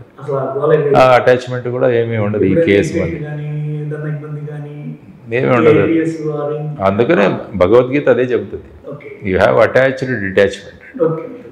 పని చేస్తున్నంత వరకు 100% ఆ పని చేస్తుండే, వన్స్ అది అయిపోయిన తర్వాత గెట్ డిటాచ్. మీరు ఇప్పుడు ఐపీఎస్గా మీరు మాట్లాడడము ఓకే సార్, కాదంటా మీరు ట్రైన్ అవుతారు, వెల్ ట్రైన్డ్ అయ్యాకే మీరు వస్తారు. ఒక వ్యక్తి ఒకటి ఉంటాడు లోపల, ఆ వ్యక్తికి ఏమి మనోభావాలు కానీ భయాలు కానీ ఆందోళన కానీ వాటిని ప్రదర్శించడం కానీ ఇక్కడ అలాంటి ఏం సంఘటన? అలాంటి సంఘటనలు ఏమి జరగలేదు కూడా. ఎందుకంటే సర్వసాధారణ వ్యక్తిగా ఉన్నాను. నా ఇంట్లో మాకు ఇచ్చిన సంస్కారము, ధైర్యం, మా స్కూల్లో మాకు ఇచ్చిన సంస్కారం, మా గురువులు ఇచ్చిన జ్ఞానం, సో వీటితోనే వ్యక్తిగా క్యారీ అవుతూ ఉంటాను కాబట్టి ఇటువంటి వాటి ప్రభావాలు పెద్దగా అనిపించేవి కాదు. ఓవరాల్గా మీ కెరీర్లో ఐపీఎస్ కెరీర్ అంటే రియలిస్ట్, 100లో ఒకడు కదా. ఆ కెరీర్లో మీరు నిజంగా బాగా ఇది చాలా పెద్ద టాస్క్, నేను భలే డీల్ చేశానని కానీ మరి ఇది నేను చేయగలనా లేదా అని ఒక ఇంటెన్షన్ లోన్ కావడం కానీ ఇలాంటివి ఏమైనా జరిగాయి? చాలా ఇన్సిడెంట్ జరిగాయి. ఒకటి, మహారాష్ట్రలో పనిచేస్తున్నప్పుడు నేను మా రైతులకి వాళ్ళకి మినిమం సపోర్ట్ ప్రైస్ తీసుకురావడంలో నేను ప్రధానమైన పాత్ర పోషించాను. తర్వాత ఒక జిల్లాలో రైల్వే లైన్ రావడానికి నేను ప్రధానమైన పాత్ర పోషించాను. కాబట్టి ఆ టైంలో నేను అనుకునేవాడిని, నేను ఒక ఎస్పీగా పనిచేస్తున్నాను, ఇది నేను చేయగలనా, ఇది నా చార్టర్ ఆఫ్ డ్యూటీస్లో ఉందా లేదా అనుకుంటే, బట్ చార్టర్ ఆఫ్ డ్యూటీస్ నేనంటే public service is charter of duty, ప్రజా సమస్యలను తీర్చడానికే ఈ సివిల్ సర్వీసెస్ ఉన్నాయి. కాబట్టి ఈ రెండు విషయాల్లో కూడా బ్రహ్మాండమైన విజయాలు సాధించాను. ఎస్, నేను తీసుకున్నాను. నేను ఇంటర్వ్యూని అవుతాను దీంట్లో, వెళ్ళేసి వీళ్ళు నిజంగా రైతులు బాధపడుతున్నారు, ఇది ముఖ్యమంత్రి దగ్గరికి తీసుకెళ్ళాం. ముఖ్యమంత్రి వచ్చారు, చర్చలు జరిగాయి, వాళ్ళకి కావాల్సిన రేట్ వచ్చింది, బ్రహ్మాండంగా రైతులు ఆనందించారు. ఇంకొక చోట రైల్వే లైన్ లేదు, ఆ రైల్వే లైన్ గురించి రైల్వే మినిస్టర్తో మాట్లాడి అక్కడ పథకం చేసి 2 సంవత్సరాల్లో ఆ మొత్తం ట్రాక్నంతా కూడా బ్రాడ్ గేజ్ చేయించి 1 మీటర్ గేజ్ ట్రైన్ తిరిగే చోట ఈరోజు ఆల్మోస్ట్ 100 ట్రైన్లు తిరుగుతుంది. సో ఆ విధంగా చేయడంలో కూడా చేసి, కాబట్టి ఇటువంటి అంశాల్లో ఎప్పుడైతే ప్రజలకు సంబంధించిన అంశాలు ఉంటాయి, ఆ అంశాలలో మనం చేయగలమా అన్నది ఒక్కొక్కసారి అనిపించి కానీ మనం చేయగలం అన్న ధైర్యంతో వెళ్ళిపోయాను, సాధించగలిగాం. మీరు ఫేస్ చేసిన భయంకరమైన నేరస్తుడు, క్రూక్కుడు, వీడా అని ఎవరైనా పర్సనాలిటీ తగలడం? ఒకతను నా మీద ఫైర్ చేశాడు. నేను అకోలాలో పనిచేస్తున్నప్పుడు, అకోలా అని మహారాష్ట్రలో ఒక పెద్ద క్రిమినల్ అక్కడ. ఒకరోజు నైట్ రౌండ్ చేస్తున్నప్పుడు రాత్రి ఏదో అక్కడ ఒక బార్ అండ్ రెస్టారెంట్లో ఏదో గొడవ జరుగుతుంది అని చెప్తే వెళ్తే ఇతను ఉన్నాడు, ఎత్తుకొచ్చేసి బండిలో తీసుకెళ్తున్నాం. అతని దగ్గర ఒక చిన్న వెపన్ ఉండేది, అది ఆ హడావిడిలో అతన్ని ఎత్తి గొడవ చేస్తున్నట్టు తీసుకొచ్చాం. అప్పుడు అతను తీసి ఫైర్ చేశాడు నా మీద. ఫార్చునేట్గా ఇక్కడ నుంచి వెళ్ళిపోయింది అది. జస్ట్ సర్వీస్లో అప్పుడే జాయిన్ అయ్యాను. This happened somewhere in 93. నేను 90లో జాయిన్ అయ్యాను. అంటే ట్రైనింగ్ అయ్యి ఫస్ట్ ఛార్జెస్, సెకండ్ ఛార్జ్లోనే ఈ విధమైన సంఘటన జరిగింది. తర్వాత లష్కర్-ఈ తోయిబా అని ఒక సంఘటనలో సుమారు 23 మందిని అరెస్ట్ చేయగలిగాం. భారతదేశంలోనే ఆ టెర్రరిజం ఉన్న ప్రాంతాలు, కాశ్మీరు ఈ ప్రాంతాలు కాకుండా ప్లెయిన్ ఏరియాలో ఇంత పెద్ద ఆర్మ్స్ సీజర్, సుమారుగా 16 AK-47 రైఫిల్స్, సుమారుగా ఒక 500 kgల RDX, ఒక 5000 గ్రెనేడ్స్, వీటన్నిటిని సంబంధించిన ఒక గ్యాంగ్ని మేము బస్ చేయగలిగాం యాంటీ టెర్రరిజం స్క్వాడ్లో ఉన్నప్పుడు. సో ఆ తర్వాత వీళ్ళంతా చూస్తే టాప్ లెవెల్ టెర్రరిస్ట్ వీళ్ళంతా. సో వాళ్ళందరినీ తీసి వాళ్ళందరికీ కన్విక్షన్ ఇప్పుడు జైల్లో ఉన్నారు వాళ్ళంతా. సో ఇది ఇంకొక గొప్ప అనుభవం మహారాష్ట్రలో పనిచేస్తున్నప్పుడు. ఓవరాల్గా మీరు చాలా హోదాల్లో పనిచేస్తున్నారు, ఐపీఎస్ కానీ సరే, పాలిటిక్స్ అనేది సపరేట్. వీటిలోనే మీకు ఎక్కువ ఇది టాప్ ఎడ్జ్లో ఉంది అనిపించింది, ఏ విభాగంలో ఉన్నప్పుడు అనిపించింది ఇది చాలా టిపికల్గా ఉంది? కానీ ప్రతి విభాగంలో కూడా మనం చేయడానికి బ్రహ్మాండమైన స్కోప్ ఉంటుంది. ఈవెన్ నేను మామూలుగా ఈ కమాండెంట్ అంటారు, ఇప్పుడు ఏపీఎస్పీ ఉంటుంది కమాండెంట్, అదేంటంటే జనరల్గా సైడ్లో ఉండొచ్చు అని, కానీ మ్యాక్సిమం వర్క్ చేసింది నేను అప్పుడు ఉన్నప్పుడు చేశాను. ఒక బెటాలియన్ కమాండెంట్గా చేయాల్సిన పనులు ఒక స్టాండర్డ్ ఒకటి సెట్ చేయగలిగాం. ఎందుకంటే ప్రతి పోస్ట్ కూడా ఛాలెంజింగ్గానే ఉంటుంది అందులో చేయాల్సిన. ఫర్ ఎగ్జాంపుల్ థానేలో జాయింట్ కమిషనర్గా ఉండేవాడు. థానే ఏరియా అంటే ఇట్స్ ఎ నొటోరియస్ ఏరియా, అక్కడ అన్ని సమస్యలు ఉన్నాయి. అక్కడ 2 సంవత్సరాలు ఉన్నాను. అక్కడ కూడా ఆ పనిలో కూడా చాలా అనుభవాలు వచ్చాయి. అక్కడ కూడా ప్రజలతో కాంటాక్ట్, ఎప్పుడైనా కూడా ప్రజలతో కలిసి ఉండేవాడిని. నాకు ప్రజలంటే ఇష్టం, నా వీక్నెస్ పీపుల్. కాబట్టి ఈవెన్ నేను ఖాకీ వేసుకున్నా కూడా ప్రజల్లోనే ఉండేవాడిని. సో ఆ విధంగా వాళ్ళ సమస్యలు తెలుసుకునేవాడిని. చిన్న విషయం జరిగినా కూడా వెళ్ళిపోయేవాడిని. దాంతో ఏమైందంటే మనం ఎప్పుడైతే అక్కడికి వెళతామో ప్రజలకు మన మీద కాన్ఫిడెన్స్ ఉంటుంది. ఆ తర్వాత పెద్ద విషయాలు జరగకుండా మనం ప్రివెంట్ చేయొచ్చు. లేదు నేను కూర్చొని ఆఫీస్లోనే కూర్చుంటానంటే అక్కడ విషయాలు మనకు తెలియవు. కాబట్టి బీ ఇన్ పబ్లిక్ అంటాను నేను ఎప్పుడు కూడా. నాతో పాటు ట్రైన్ అయిన ఆఫీసర్స్ కూడా చెప్తాను, మనం వీఆర్ ఫీల్డ్ ఆఫీసర్స్, మనం ఫీల్డ్లో ఉండాలి. ప్రజా సమస్యలను బియాండ్ కూడా మనం సాల్వ్ చేయగలిగాం. Sky is the limit. Sky is the limit. మనం ఏం చేయాలనుకుంటున్నామో అది ఖచ్చితంగా మనం చేయగలము. ఆ విధంగా మనకు ఆ మైండ్ ప్రాసెస్, ఆ మైండ్ థింకింగ్ ఆ విధంగా ఉండాలని చెప్పి ట్రైన్ చేస్తాం. మీరు చెప్పింది ఏంటంటే నాకంటూ ఒక ఇది ఉంది, పబ్లిక్ పాలసీ ఉంది కాబట్టి నేను వీటన్నిటిని హ్యాండిల్ చేశాను అంటున్నారు. నిజానికి మీరు ఐపీఎస్ అవ్వడానికి మీలో ఇంటెన్షనల్గా ఉన్న ఒక దేశభక్తి కావచ్చు, లేకపోతే పబ్లిక్ ఓరియంటేషన్ కావచ్చు, అది మీకు ఎక్కువ పనిచేసిందా? లేకపోతే ఒక సబ్జెక్ట్ని టెక్నికల్గా డీల్ చేసి ఒక స్టూడెంట్ లాగా వెళ్ళింది మిమ్మల్ని ఐపీఎస్ చేసిందా? ఎలా? యాక్చువల్గా 2 విషయాలు ఉంటాయి. ఒకటి మీ వ్యక్తిత్వం, రెండవది వచ్చేసి మీ ట్రైనింగ్. ఆ తర్వాత ట్రైనింగ్ అయిన తర్వాత మీరు ఉద్యోగం చేస్తున్నప్పుడు ఏ విధంగా మిమ్మల్ని మీరు ట్రైన్ చేసుకుంటున్నారు. సాధారణంగా ఏమవుతుందంటే చాలామంది ట్రైనింగ్ అయిపోయిన తర్వాత ఇంకా మనకెందుకులే, మనకు అన్నీ తెలుసుకుంటామంట. కానీ ప్రతిరోజు కూడా మనం నేర్చుకోవచ్చు, ప్రతి వ్యక్తి నుంచి కూడా నేర్చుకోవచ్చు అన్నది నేను నేర్చుకున్నది. అది నా ప్రిన్సిపల్. ఈవెన్ ఒక కానిస్టేబుల్ దగ్గర ఏదైనా చెప్పినా కూడా దాన్ని తీసుకునేంత ఇది ఉంది నాకు. నాకన్నా అతనికి ఎక్కువ తెలుసు అంటే అదేంటి కానిస్టేబుల్, నేను ఎస్పీని రిసీవ్ చేసుకోవాలి. ఎందుకంటే లోకల్ ఫీల్డ్లో ఉన్నాడు కాబట్టి. సో నిజం అక్కడ తెలుస్తుంది వాళ్ళకి. సో ఈ విధంగా ట్యూన్ చేసుకోవడం వల్ల ఏమైందంటే నాకు the transition was very smooth. మొత్తం ఈ ప్రాసెస్లో ఈ జర్నీ కూడా చాలా స్మూత్గా జరిగింది. సో ఇప్పుడు కూడా నాకు అధికారం ఉంది, నేనే చెప్పిందే నమ్మాలి, నేను చెప్పిందే నడవాలి అన్న సిద్ధాంతం నాకు ఎప్పుడూ ఉండదు. అందరి దగ్గర నుంచి తీసుకోవాలి, మనల్ని మనం రిఫార్మ్ చేసుకోవాలి. మిమ్మల్ని ఏది ఐపీఎస్ని చేసింది అని అది లేదు, ఈ ఇంటెన్షన్ భావం, దేశభక్తి భావం కావచ్చు. యాక్చువల్గా నాకు సివిల్ సర్వీసెస్ వెళ్ళాలని నాకు తెలియదు. యాక్చువల్గా సివిల్ సర్వీసెస్ అన్నది నాకు ఐడియానే లేదు. నేను యాక్చువల్గా ఒక ప్రొఫెసర్ కావాలని అనుకున్నాను. నాకు టీచింగ్ చాలా ఇంట్రెస్ట్. అందువల్ల బీటెక్ చేసి ఎంటెక్ చేసిన తర్వాత నేను పిహెచ్డీకి కూడా అప్లై చేశాను. పిహెచ్డీ చేస్తున్నాను నేను మద్రాస్ ఐఐటీలో. అప్పుడు సివిల్ సర్వీసెస్ గురించి తెలిసి నేను ఇక్కడ వరంగల్లో మెకానికల్ ఇంజనీరింగ్ చేశాను. ఎన్ఐటి ఆర్ఈసి అనేవాళ్ళు అప్పుడు. అక్కడ చేసి మళ్ళీ మద్రాస్ ఐఐటీలో ఎంటెక్ చేరాను, పిహెచ్డీ కూడా చేరాను.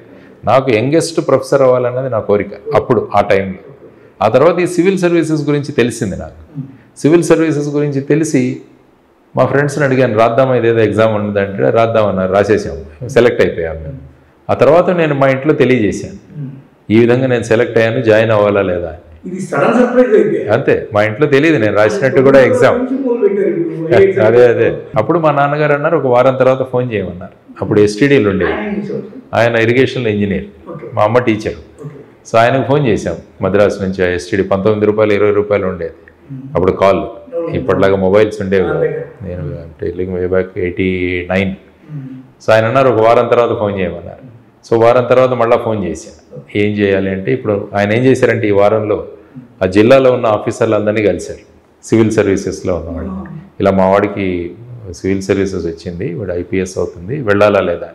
అప్పుడు గౌతమ్ సవాంగ్ గారు, మన ఎక్స్డీజీ, వారు ఐ థింక్ ఆత్మకూరులోనే ఎక్కడో ఏఎస్పీగా ఉండేవారు, కర్నూలు డిస్ట్రిక్ట్. మా నాన్నగారు వెళ్ళి, నేను చదువుకుంది కర్నూలు కదా, నేను పుట్టింది కడపలో, చదివిందంతా కర్నూలు ఇంటర్మీడియట్. సో మా నాన్నగారు వెళ్ళి వారిని కూడా కలిశారు, గౌతమ్ సవాంగ్ గారు. కలిసినప్పుడు ఆయన కూడా చెప్పారు సివిల్ సర్వీసెస్ మంచిది. అప్పుడు నేను మళ్ళీ అడిగాను. అప్పుడు వారం తర్వాత ఫోన్ చేస్తే, అందరినీ కలిశానురా, ఇది బాగుంటుందంట, నువ్వు ఎక్కడైనా సర్వీసే, నువ్వు ప్రొఫెసర్ అయినా కూడా పిల్లలకు సర్వీస్ చేస్తావు, ఇక్కడైతే నువ్వు ప్రజలకు సర్వీస్ చేస్తావు, కాబట్టి తీసుకో, ఇది బాగానే ఉంటుంది అన్నారు. అప్పుడు ఆ విధంగా వెళ్ళిపోవడం జరిగింది. So it's a sudden transition. Otherwise my goal is always teaching. కాబట్టి ఎప్పుడైనా అవకాశం దొరికితే స్కూల్స్ కాలేజెస్కి వెళ్ళి టీచ్ చేస్తుంటాను. నేను ఇప్పుడు పిహెచ్డీ కూడా పర్స్యూ చేస్తున్నాను. నా పిహెచ్డీ నేను రూరల్ డెవలప్మెంట్లో చేస్తున్నాను. ఇంజనీరింగ్ మర్చిపోయాను కాబట్టి వదిలేశాను. మెకానికల్ ఇదంతా పోయింది, ఆ ఇంజిన్లు అన్నీ చేసుకోండి. ఈ generation of civil servants, me generation of civil servants, వీళ్ళు చాలా డైనమిక్గా ఉంటారు. ఈ మధ్య ఒకటే క్యారెక్టరైజేషన్ బయటకు వస్తున్నాయి. చాలా డైనమిక్గా ఉన్నారు. అసలు దేనికి వీళ్ళు దొంగరు, వీళ్ళతో అసలు లంచాలు ఏం లేవు. ఆ కాలం వాళ్ళకన్నా వీళ్ళు చాలా ఇదిగా ఉన్నారు, స్ట్రిక్ట్గా ఉన్నారు. నేనైతే ఒక 100 మంది మన తెలుగు వాళ్ళు 2 రాశారు. ఇక్కడే కృష్ణా జిల్లా అబ్బాయి ఒకడు, హైదరాబాద్ అమ్మాయి కీర్తి ఎవరు, ఒక 100 మంది నేనే రాశాను. ఈ జనరేషన్కి ఆ పేరు ఎలా వచ్చింది? మీకంతా అప్పుడు ఐఏఎస్ ఐపీఎస్ అంటే ఐఏఎస్ అనడమే ఐఏఎస్ అనేవాళ్ళు, ఐపీఎస్ అంటే ఇంకా దాని పక్క సైడ్ అంటే వాళ్ళు కూడా పొలిటికల్ ప్రెషర్స్. అప్పుడు ఏంటంటే పొలిటికల్ డిటీరియరేషన్ కూడా ఇంత ఉండేది కాదు. పొలిటికల్ పీపుల్ కూడా మెచ్యూర్డ్గా ఉండేవాళ్ళు. ఎందుకంటే నేను మహారాష్ట్రలో చేశాను. అక్కడ చేసినప్పుడు పొలిటికల్ పీపుల్ కూడా మెచ్యూర్డ్గా ఉండేవాళ్ళు. వాళ్ళు కూడా పబ్లిక్ సర్వీస్ దీని గురించి ఉండేవాళ్ళు. ఇప్పుడు ఏమైందంటే టోటల్ పొలిటిక్స్ చేంజ్ అయిపోయాయి. ఇవంతా ఇన్వెస్ట్మెంట్ పాలిటిక్స్ అయిపోయాయి. ఒక ఎమ్మెల్యేకి ఎంత ఇన్వెస్ట్ చేయాలి, ఎంపీ అయితే ఇంత ఇన్వెస్ట్ చేయాలి, ఎలక్షన్లో గెలవాలి, మళ్ళా దాన్ని సంపాదించాలి, ఈ విధమైన ఉన్నప్పుడు ఇప్పుడు ప్రజలను కాపాడేది సివిల్ సర్వెంట్స్. కాబట్టి టఫ్ సివిల్ సర్వెంట్ ఈ కాలంలో మీరు అన్నట్టు డెఫ్గా వస్తారు. ఎందుకంటే ఇప్పుడున్న ఈ పొలిటీషియన్స్ వీళ్ళంతా కూడా చాలా ప్రెషర్ పెట్టడానికి ట్రై చేస్తారు. వీళ్ళు అది తట్టుకొని నిలబడడం. మా టైంలో ఏమంటే అంత ప్రెషర్ వాళ్ళు ఉండేది, మేము చెప్పింది వినేవాళ్ళు. అరే మీరు పట్టించుకోండి వద్దంటే వాళ్ళు వినేవాళ్ళు. వాళ్ళు మాకు అపాయింట్మెంటెడ్గా వచ్చేవాళ్ళు. ఆ విధంగా ఉండేది ఆ టైంలో. ఇప్పుడు ఏమవుతుందంటే సివిల్ సర్వీస్ మీద పెట్టేసి ఎక్కడ సంతకాలు పెట్టించుకోవాలి, ఎక్కడ వీళ్ళు ఎవరినైనా అరెస్ట్ చేస్తే వాళ్ళని వదిలించేయాలి, వీటితో బిజీగా ఉంటారు. కాబట్టి ఇప్పుడు నిజంగా ఛాలెంజింగ్ కూడా ఇప్పుడున్న సివిల్ సర్వెంట్స్కి. అసలు వాళ్ళు వాళ్ళకి ఎంత పవర్ ఉందో కూడా చూసుకోవట్లేదు. కాదంటే కాదంటే. సో ఆ విధంగా ఇది టఫ్ టైం సివిల్ సర్వెంట్స్. కానీ నిలబడగలగాలి. నిలబడితే ప్రజలు చట్టం మీద వాళ్ళ గౌరవం పెరుగుతుంది. ఇంకొక క్లారిటీ ఏంటంటే ఆ రోజుల్లో వీళ్ళు కొంత అవినీతికి ఉండేవాళ్ళు, వీళ్ళు అవినీతి జోలికి పోవట్లేదు, వీళ్ళంతా ప్యూరెస్ట్, వాళ్ళే కొద్దిగా కరప్టెడ్ అనే ఒక కామెంట్ ఉంది. మీరు ఎలా ఎప్పుడైనా ఎలా ఉంటుందంటే కొంతమంది ఉంటారు డెఫినెట్గా, ఏ కాలంలో అయినా కరప్ట్ వాళ్ళు ఉంటారు. అంతే కదా, అసలు ఆ సినిమాల్లో పాత్రలన్నీ అవే కదా. సినిమాలంటే మొత్తం లంచ్ అవుతారు అవే. సినిమాల్లో ఎలా ఉంటుందంటే హీరో పోలీస్ అయితే బాగా చూపిస్తారు, హీరో వేరేగా అయితే పోలీస్ని కరప్ట్ అని చూపిస్తారు. సో ఆ విధంగా చూసుకుంటూ బట్టి ప్రతి సిస్టంలో కరప్షన్ ఉంటుంది, there is no doubt. So ఇప్పటికీ ఉంటుంది. అప్పుడు కరప్షన్ మీరు చూసుకుంటే జీప్ స్కామ్ నుంచి బయలుదేరింది ఆఫ్టర్ ఇండిపెండెన్స్. మీరు చూసుకుంటే అప్పుడు ఆ జీపుల స్కాము, ఆ తర్వాత రకరకాల స్కాములు రావడం మొదలయ్యాయి. ఎందుకంటే ఎప్పుడైతే 1990లో ఎప్పుడైతే గ్లోబలైజేషన్ వచ్చేసిందో, తర్వాత లిబరలైజేషన్ వచ్చిందో, అమౌంట్స్ పెరిగిపోయాయి. మీరు బడ్జెట్ చూడండి, బడ్జెట్ అప్పుడు ఎంత ఉండేవి, ఒక 10,000 కోట్లు 20,000 కోట్లు, ఇప్పుడు 2,79,000 కోట్లు మన స్టేట్ బడ్జెట్. సో ఈ విధంగా పెరిగిపోయి, కాబట్టి ఏంటంటే ఇక్కడ కరప్షన్ క్వాంటం కూడా పెరిగే అవకాశం ఉంది. కాబట్టి ఇప్పుడు నిలబడాల్సిన రోల్ ప్రత్యేకంగా వీళ్లకు వచ్చింది. సో కరప్షన్ అన్నది అప్పుడు ఉండింది, ఇప్పుడు ఉండింది. సో ఆ విధంగా ఇప్పుడు సివిల్ సర్వెంట్స్ మీద ఎక్కువ ఛాలెంజ్ ఈ టైంలో, ఎందుకంటే పొలిటికల్ డిటోరియేషన్ జరిగింది. కాబట్టి రేపు ప్రజలను నిలబెట్టాలంటే, ప్రజాస్వామ్యాన్ని నిలబెట్టాలంటే సివిల్ సర్వెంట్స్ ఒక స్టీల్ ఫ్రేమ్ లాగా నిలబడాలి. ఆ స్టీల్ ఫ్రేమ్ కెరీర్లో మీ మీద ఎప్పుడు కానీ ఆ కరప్షన్ కంప్లైంట్ కానీ మీ మీద ఆరోపణ రావడం కానీ ఇబ్బందులు మీరు ఎదుర్కోవాలి. ఎందుకంటే కరప్షన్ ఆరోపణలు ఎప్పుడు వస్తాయంటే ఆ వ్యక్తి అలా ఉన్నప్పుడు వస్తాయి. When we are clean, nobody dare to complain that. Jagan episode సమయంలో మీ మీద కొన్ని ఇలాంటి రూమర్స్ వస్తాయి. అటు ఎప్పుడైతే పొలిటికల్ కేసెస్ డీల్ చేస్తున్నామో, పొలిటికల్ కేసెస్ డీల్ చేస్తే ఆటోమేటిక్గా ఎదుటి వాళ్ళు చేస్తారు.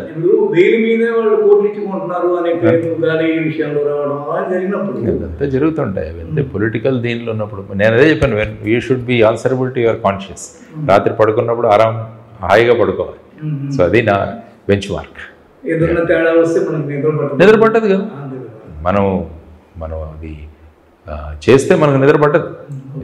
అంత సెన్సిబుల్ థింకింగ్ చేసిన ఒక మీరు ఇప్పుడు రిలేటివ్ చెప్పాలంటే మీరు కొద్దిగా ఇంటలెక్చువల్, అవునా కదా, అది వాస్తవం. ఆలోచనలు ప్రజలకు తెలియజేస్తాను. ఈ సమయంలో ఇంత మడ్డి, ఈ మడ్డిలో మీరు దిగుతున్నారు, అందులో వైఎస్ఆర్ లాగా అలంకరించుకున్నారు. ఆయన అలాగే నేను రైతుని, నేను వ్యవసాయం చేస్తాను కాబట్టి ఈ డ్రెస్ లోనే ఉంటాను. చూడంగానే ఈ లుక్ లో వైఎస్ఆర్, మీరు ఆ పోస్టరింగ్ మమ్ముట్టి గారిని కనిపించారు, అలా కనిపించారు. మీరు ఈ దిగుతున్నారు, మీకు ఇక్కడ టఫ్ గానే ఉంటుంది కదా. ఉంటుంది,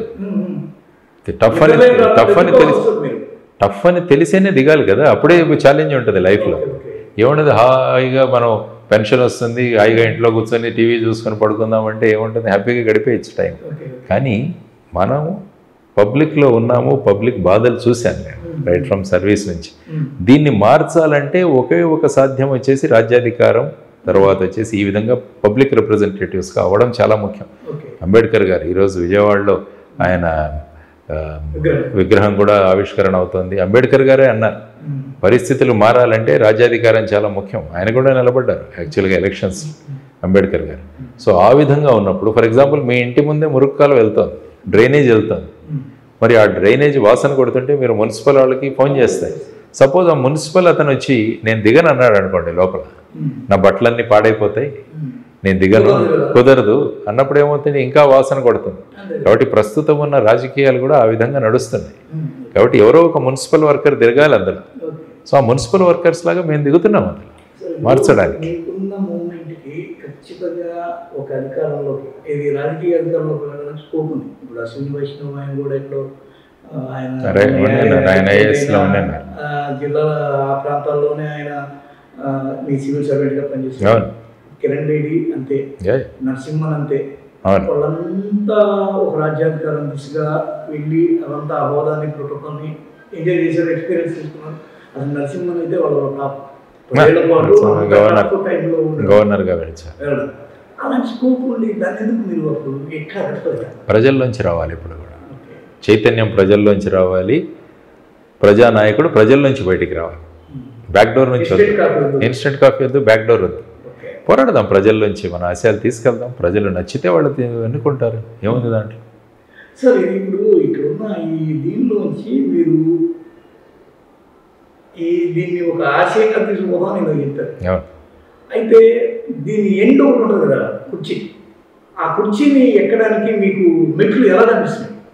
మెట్లు బ్రహ్మాండంగా కనిపిస్తున్నాయి. మార్గం చాలా క్లియర్గా ఉంది. ఓకే, మార్గం క్లియర్గా, ఎప్పుడైతే మార్గం క్లియర్గా ఉంటుందో మనం ఆ దిశగా వెళ్ళగలం. మార్గం ఏంటంటే ప్రజలను ఆ కుర్చీ మీద కూర్చోబెట్టాలి.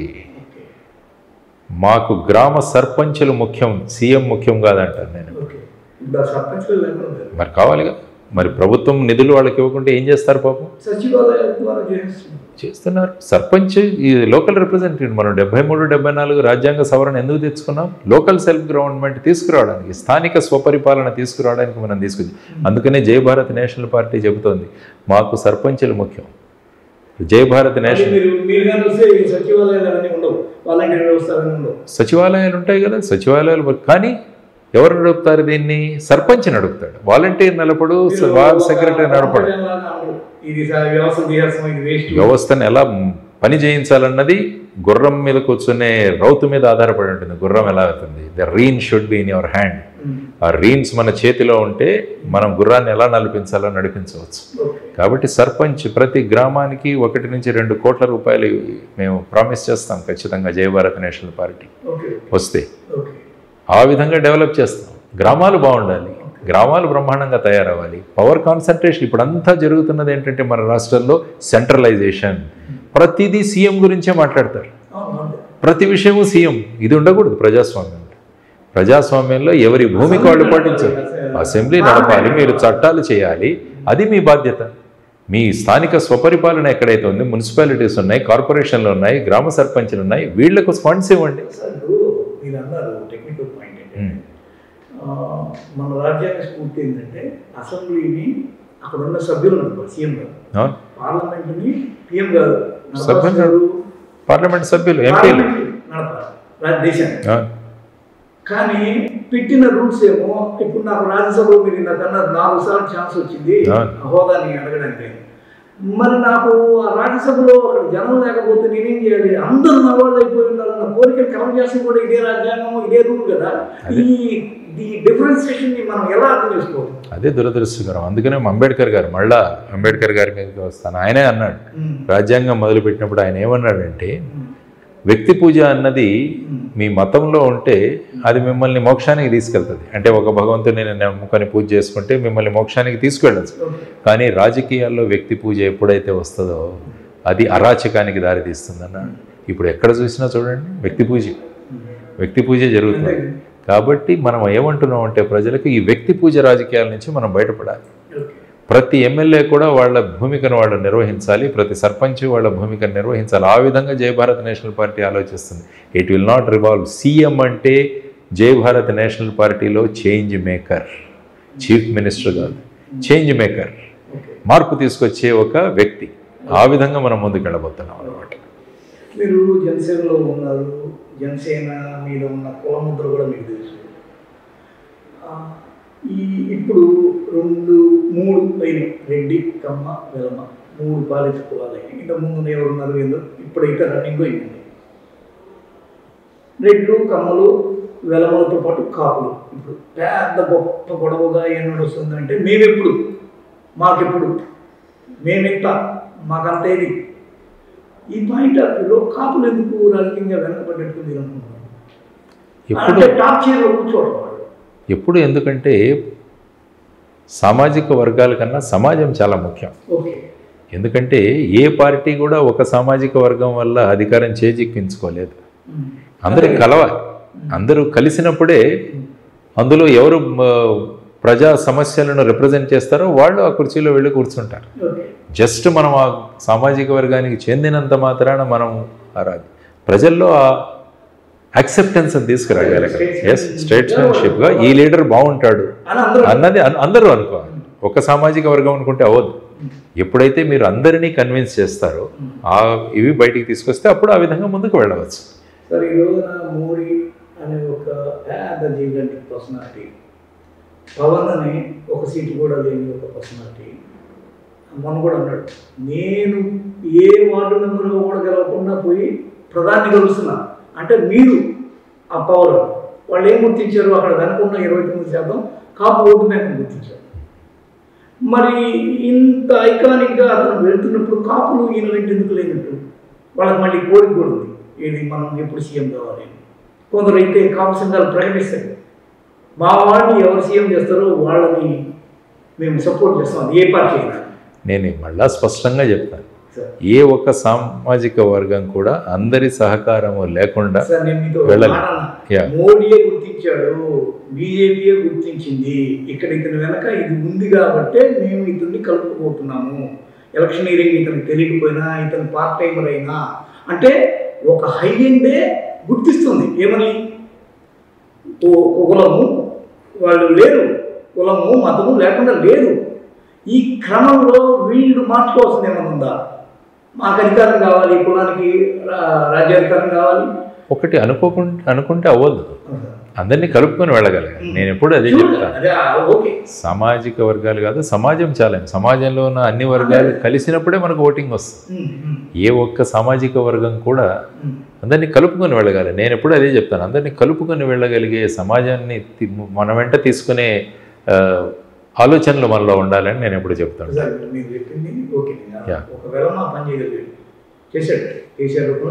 అంటే అతను ఆ క్యాస్ట్ అన్నది మనం యాక్సిడెంటల్గా సామాజిక వర్గంలో పుడతాం, దానివల్ల ఆ సామాజిక వర్గంలో పుట్టినందువల్ల క్వాలిటీస్ నేను ఎలా మిగతా అందరినీ కన్విన్స్ చేస్తున్నానన్న కెపాసిటీ నా మీద ఉంటుంది. ఒక రెడ్డి పని చేశాడు, ఒక కమ్మ పని చేశాడు, ఒక కాపు చేయలేకపోతున్నాడు. మళ్ళీ కాపుని ఒకసారి చూస్తే అసలు సినిమా రంగానికి అర్జున్ వాళ్ళే పెద్ద పెరిగారు, పెద్ద ఒక సామాజిక విప్లవకారులు వాళ్ళు. వీళ్ళు దృష్టి చూస్తే పూలే వీళ్ళు ఎంత పొడుగు కనిపిస్తుంది. ఈ రోజుకి ఈ ఆంధ్రప్రదేశ్ మరి ముఖ్యంగా ఈ రెండు తెలుగు రాష్ట్రాల్లో కాపులకి బలమైన ఓటు బ్యాంక్ ఉంది, వాళ్ళు అక్కడ దాకా వెళ్ళలేకపోతున్నారు. దానిలో వీక్నెస్ చూద్దాం, ఇది డేస్ టు కమ్ అవుతుందేమో ఆలోచిద్దాం, గమనిద్దాం. ఏమి ఇవి ఫైనల్ ఎలక్షన్స్ ఏమి కావు కదా, రాష్ట్రానికి ఇంకా ఉన్నాయి. ఈ ప్రతి 5 సంవత్సరాలకి ఎన్నికలు జరుగుతాయి. మనం ఇన్నేళ్ల పాటు ఉంటున్నాం, కాపు సంఘాలు బయట కట్ చేయడానికి కూర్చొని అనుకోవాలి డస్కుల్లో. వాళ్ళు ఏమంటారంటే ఎన్నేళ్ళు ఉప ముఖ్యమంత్రి వరకు 24 గంటలు అంతేనా, మనం ఎప్పుడు ముఖ్యమంత్రి? కాపు సంఘాలు రాబోయే కాలంలో నాయకత్వం ఎలా ఉంటుందో, రాబోయే కాలంలో ఏ విధంగా మారుతుందో చూద్దాం. దాంట్లో కూడా సార్ ఏమన్నా ఒక రకంగా చెప్పాలంటే సార్, మేము ఎక్కువ డీటెయిల్గా కొన్ని విషయాల్లో స్ట్రెస్ చేసి మిమ్మల్ని అడిగే ప్రయత్నం చేస్తున్నాం ఏమనుకోవద్దు. ఈ యాటిట్యూడ్లో ఏమన్నా ప్రాబ్లమ్స్ ఉన్నాయా? ఇప్పుడు రెడ్డి వాళ్ళ యాటిట్యూడ్, ఇప్పుడు డైరెక్ట్గా రేవంత్ రెడ్డి చెప్పాడు, రెడ్డి అనేవాడు సీఎం అవ్వడానికే పుట్టాడు చెప్పాడు సార్. ఇకపోతే కమ్మ వాళ్ళకు ఒక స్టాండ్ ఉంది, వాళ్ళు మాట్లాడుకునే కుల సంఘాల్లో ఉన్న మీటింగ్లు వాటిలో మాట్లాడుకుంటే దానిలో ఉండాల్సిన అంతా ఉంది. మనవాళ్ళు ఇప్పటి వరకు ఉన్నది ఒకడు అది కూడా అతను కూడా వెళ్ళిపోయాడు. మన కుల మంత్రి వాళ్ళకి ఆ కులం మీద ఒక ఇది ఉంది, ఇంటెన్షన్. అలాంటి యాటిట్యూడ్ కాపులో లోపించింది, ఇప్పటికి వచ్చింది, కానీ అది ఎందుకు వర్కౌట్ కావట్లేదు చూద్దాం. సాధారణంగా ఏంటంటే సంఖ్యాబలం ఎక్కువ ఉన్నప్పుడు ఐక్యత తక్కువ ఉంటుంది. ఇది జనరల్గా మనం చూస్తాం. మెజారిటీలో ఐక్యత తక్కువగా ఉంటుంది, మైనారిటీలో ఐక్యత ఎక్కువ ఉంటుంది. సో అది మనం ఎక్కడ వెళ్ళినా చూస్తున్నాం. కాబట్టి ఏంటంటే ఒక నాయకత్వం దిశగా మనం తీసుకెళ్ళేది అందరి యాక్సెప్టెన్స్ని కనుక మనం పొందగలిగితే ఎవరైనా అవ్వగలరు. ఐ మీన్ నాట్ నెసర్లీ వీళ్ళెవరు, ప్రతి వ్యక్తి ఏ విధంగా ఐకమత్యంగా అందరినీ వెంట తీసుకువెళ్ళే ఆ ఆలోచన పరులు ఉన్నప్పుడు ఎవరైనా వెళ్ళొచ్చు. ఫైనల్గా ఏంటంటే ప్రజా సమస్యలను మేము ఎలా తీరుస్తాం, నాట్ నేను ఈ సామాజిక వర్గం కాబట్టి నేనే అవ్వాలి అన్నది కాకుండా అలా అది అన్ఫార్చునేట్.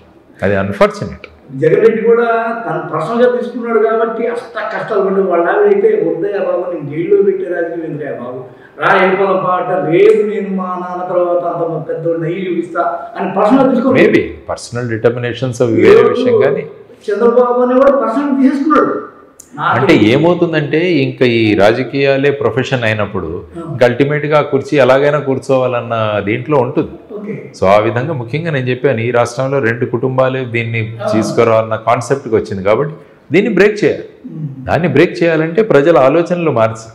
సో ఆలోచనలు మార్చే దిశగానే జై భారత్ నేషనల్ పార్టీ ప్రయాణం ఉండబోతుంది ముందు.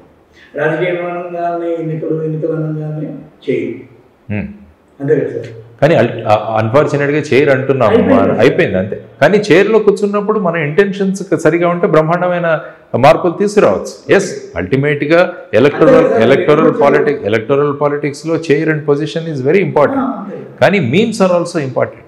ఆ చైర్ని మనం ఏ విధంగా కూర్చుంటున్నాము, 40 కోట్లు పెట్టి 100 కోట్లు పెట్టి ఆ చైర్ చేరుతున్నామా, ప్రజల్లో మార్పు తెచ్చి ఆ చైర్ దగ్గరికి తీసుకెళ్తున్నామా, అది మన మీద ఆధారపడి ఉంటుంది.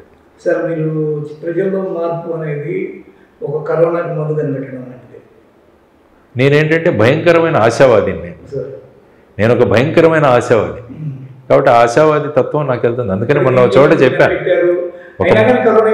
ఒక ముగ్గురిని పిలిచి హిట్లర్ని, ముసోలినీని, చర్చిల్ని పిలిచి ఒక టెస్ట్ పెట్టారు. అదేంటంటే స్విమ్మింగ్ పూల్ దగ్గరికి తీసుకెళ్లారు వాళ్ళు.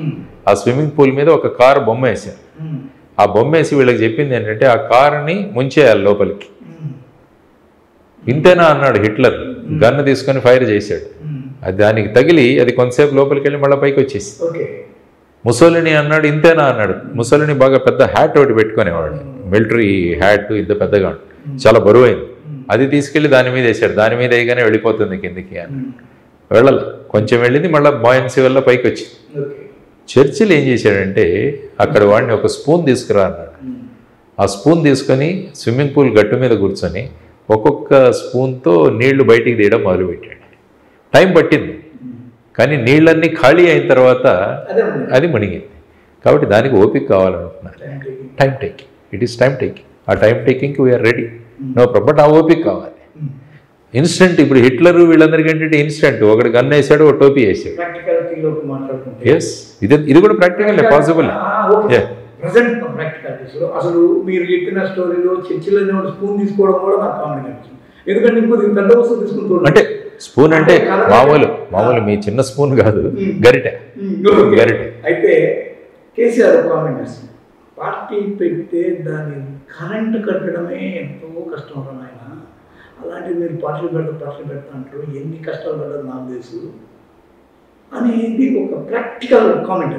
అది నేను చెప్పింది కదా, ఆయన ఆ పరిస్థితుల్లో చిరంజీవి కూడా పార్టీ పెట్టి ఎత్తేసి మెయింటైన్ చేయలేక లాస్ట్కి గల్లాకాళి అని ఏమీ లేదు, రాష్ట్రీయ ఎక్కువ రాళ్ళు ఇస్తారు చిరంజీవి గారు.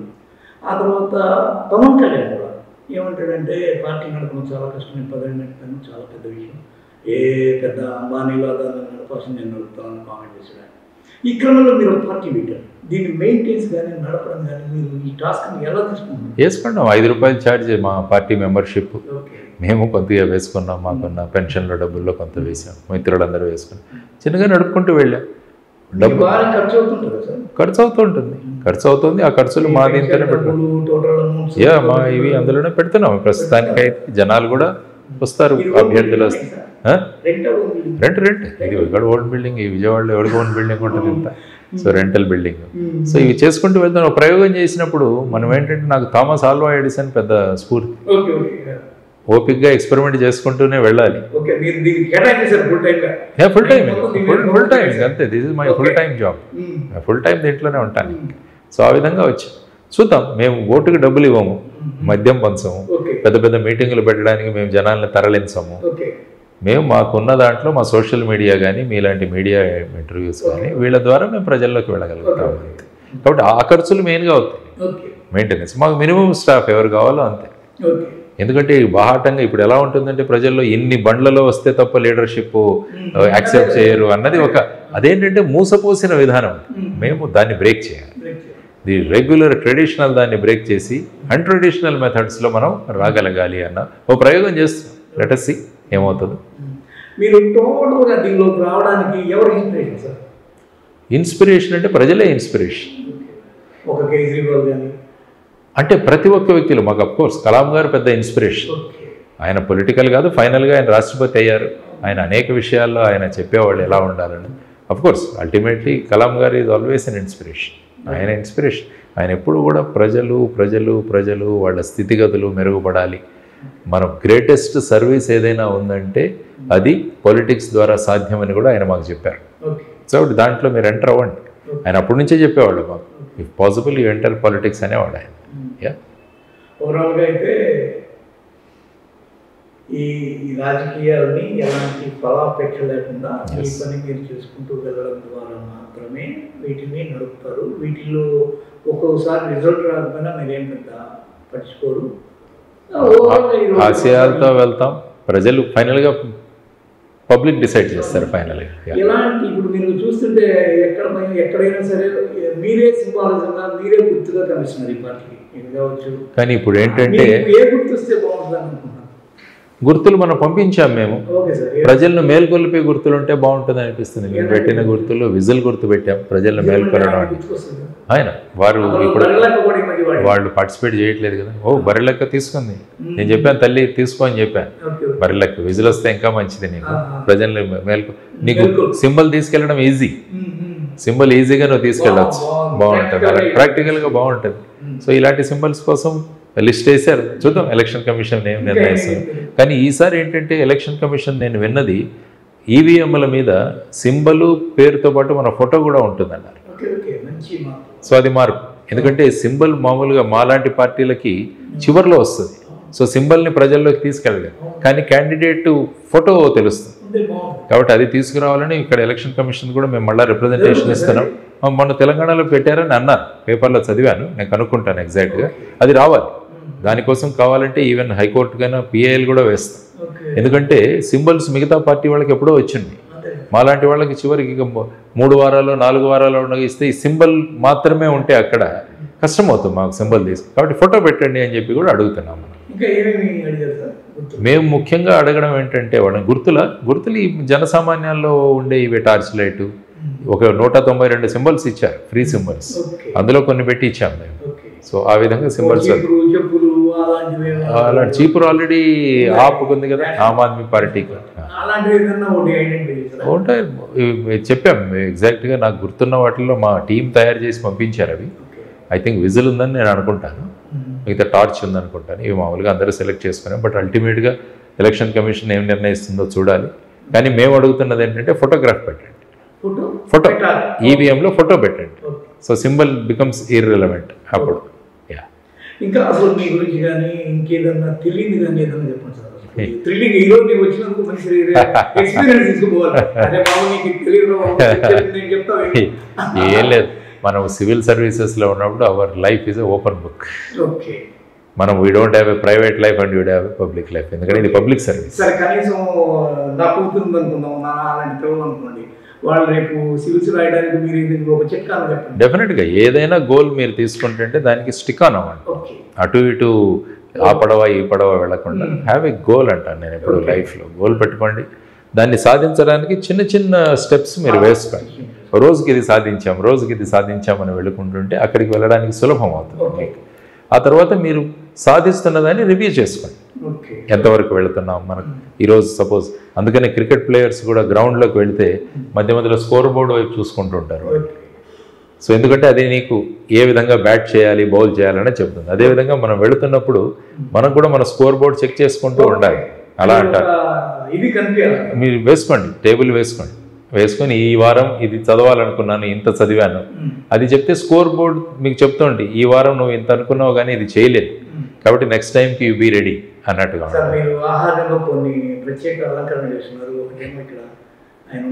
యా, ఇది మా ప్రత్యేక హోదా బ్యాడ్జ్. ప్రత్యేక హోదా ఆంధ్రుల హక్కు, పొట్టి శ్రీరాములు గారు బికాస్ ఆఫ్ ఇట్ ఆంధ్రప్రదేశ్ వచ్చింది. ఇది మేము పెట్టుకున్నాం అనమాట, ఇది సాధన. ఇది మా మామూలు, ఇదేదో నేను గుళ్ళకు ఇటు వెళుతుంటాను, నేను నాలుగు చేశాను. కామన్ దేంట్లో నేను ఉంటాను. రుద్రాక్ష ఉంగరాలు చెప్తారు కదా దీనికని, ఇది పెళ్లి ఉంగరం ఆఫ్ కోర్స్. మిగతావి మన దీన్ని బట్టి చెప్తారు. ఇవన్నీ నమ్ముతాను నేను ట్రెడిషనల్ మ్యాన్ కాబట్టి నేను నమ్ముతాను. వివేకానందుల వారు ఆయన అందరికీ ఆదర్శం. ఆయన 39 years ఉన్నారు కానీ ప్రతి విషయంలో కూడా ఆయన మనకు క్లారిటీ ఆయన ఇస్తాడు. వివేకానందుల వారు of course is a guide. కాబట్టి ఒక కామన్ హిందూగా, ఒక సామాన్యుడిగా ఇక్కడ ఉన్న మెజారిటీ పీపుల్స్లో ఒక భాగంగా ఈ రాజకీయాల్లోకి వచ్చారు. ఇది మీకు కొత్త పోర్షన్, ఇది ఒక yes challenging, it's quite challenging. ఇంతవరకు చేసిన దాంట్లో మోస్ట్ ఛాలెంజింగ్ అనిపిస్తుంది. ఎస్, మనం ఛాలెంజెస్ పెంచుకుంటూ వెళ్ళాలి. మన హై జంప్లో కూడా ఒక లెవెల్ అయిన తర్వాత హైట్ పెంచుతుంటారుగా పోతుంది. సో అందులోనే మీ కెపాసిటీ తెలుస్తుంది మీకు. ఫ్యామిలీ నాకు 2 పిల్లలు. మా అబ్బాయి కూడా ఐపీఎస్లో ఉన్నాడు, తమిళనాడు క్యాడర్, ఎస్పీ చెంగల్పట్టుగా పనిచేస్తున్నాడు. ఈసారి వెళ్ళొచ్చు, కలవచ్చు. మా అమ్మాయి డాక్టర్ ఫైనల్గా ఇక్కడ మెడిసిన్ హౌస్ సర్జెన్సీ చేస్తుంది. 2 పిల్లలు, 2కి పెళ్ళిళ్ళు అయిపోయాయి. సో దట్ వే ఇంటి బాధ్యతలు కూడా నేను ముగించుకున్నాను. ఈ దీంట్లోనే ఉంటాను. Yes, now my rest of life is ఇక్కడే ఉంటుంది. డెఫినెట్గా నేను ఏది చేసినా కూడా దాంట్లో 100% పెడతాను. కాబట్టి దాంతో నాకు స్ట్రెస్ ఉండదు. ఇప్పుడు ఐ నెవర్ ఫీల్ స్ట్రెస్. ఎందుకంటే మనం పనిలో కనుక కాన్సన్ట్రేట్ చేయకుంటే స్ట్రెస్ వస్తుంది. సపోజ్ మీ ఇంటర్వ్యూ చేయాలి, ఎవరో మీ పై వాళ్ళు చెప్పారని చేస్తే మీకు ఎప్పుడు వెళ్ళిపోదామా అని ఉంటుంది. కానీ మీరు ఇంకా దీన్ని కంటిన్యూ చేయాలని చూస్తున్నారు, ఎందుకంటే యూఆర్ ఎంజాయింగ్ యువర్ అది.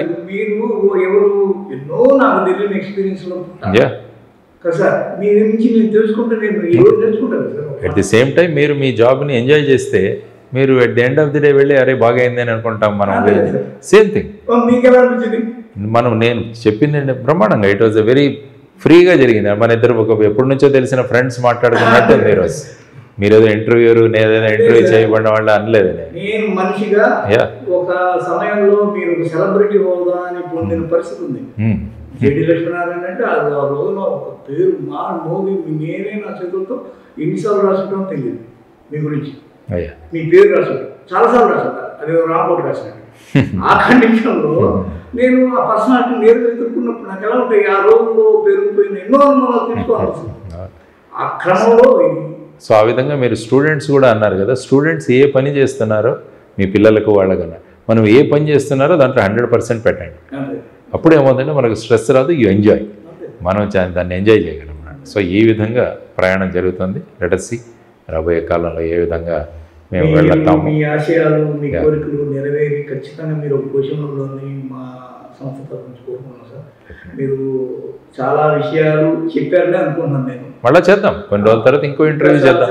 కొంత ప్రయాణం తర్వాత మళ్ళీ మీ అనుభవాలు మనం అడగచ్చు. వి కీప్ మీటింగ్ డెఫినెట్గా. Thank you. జై భారత్.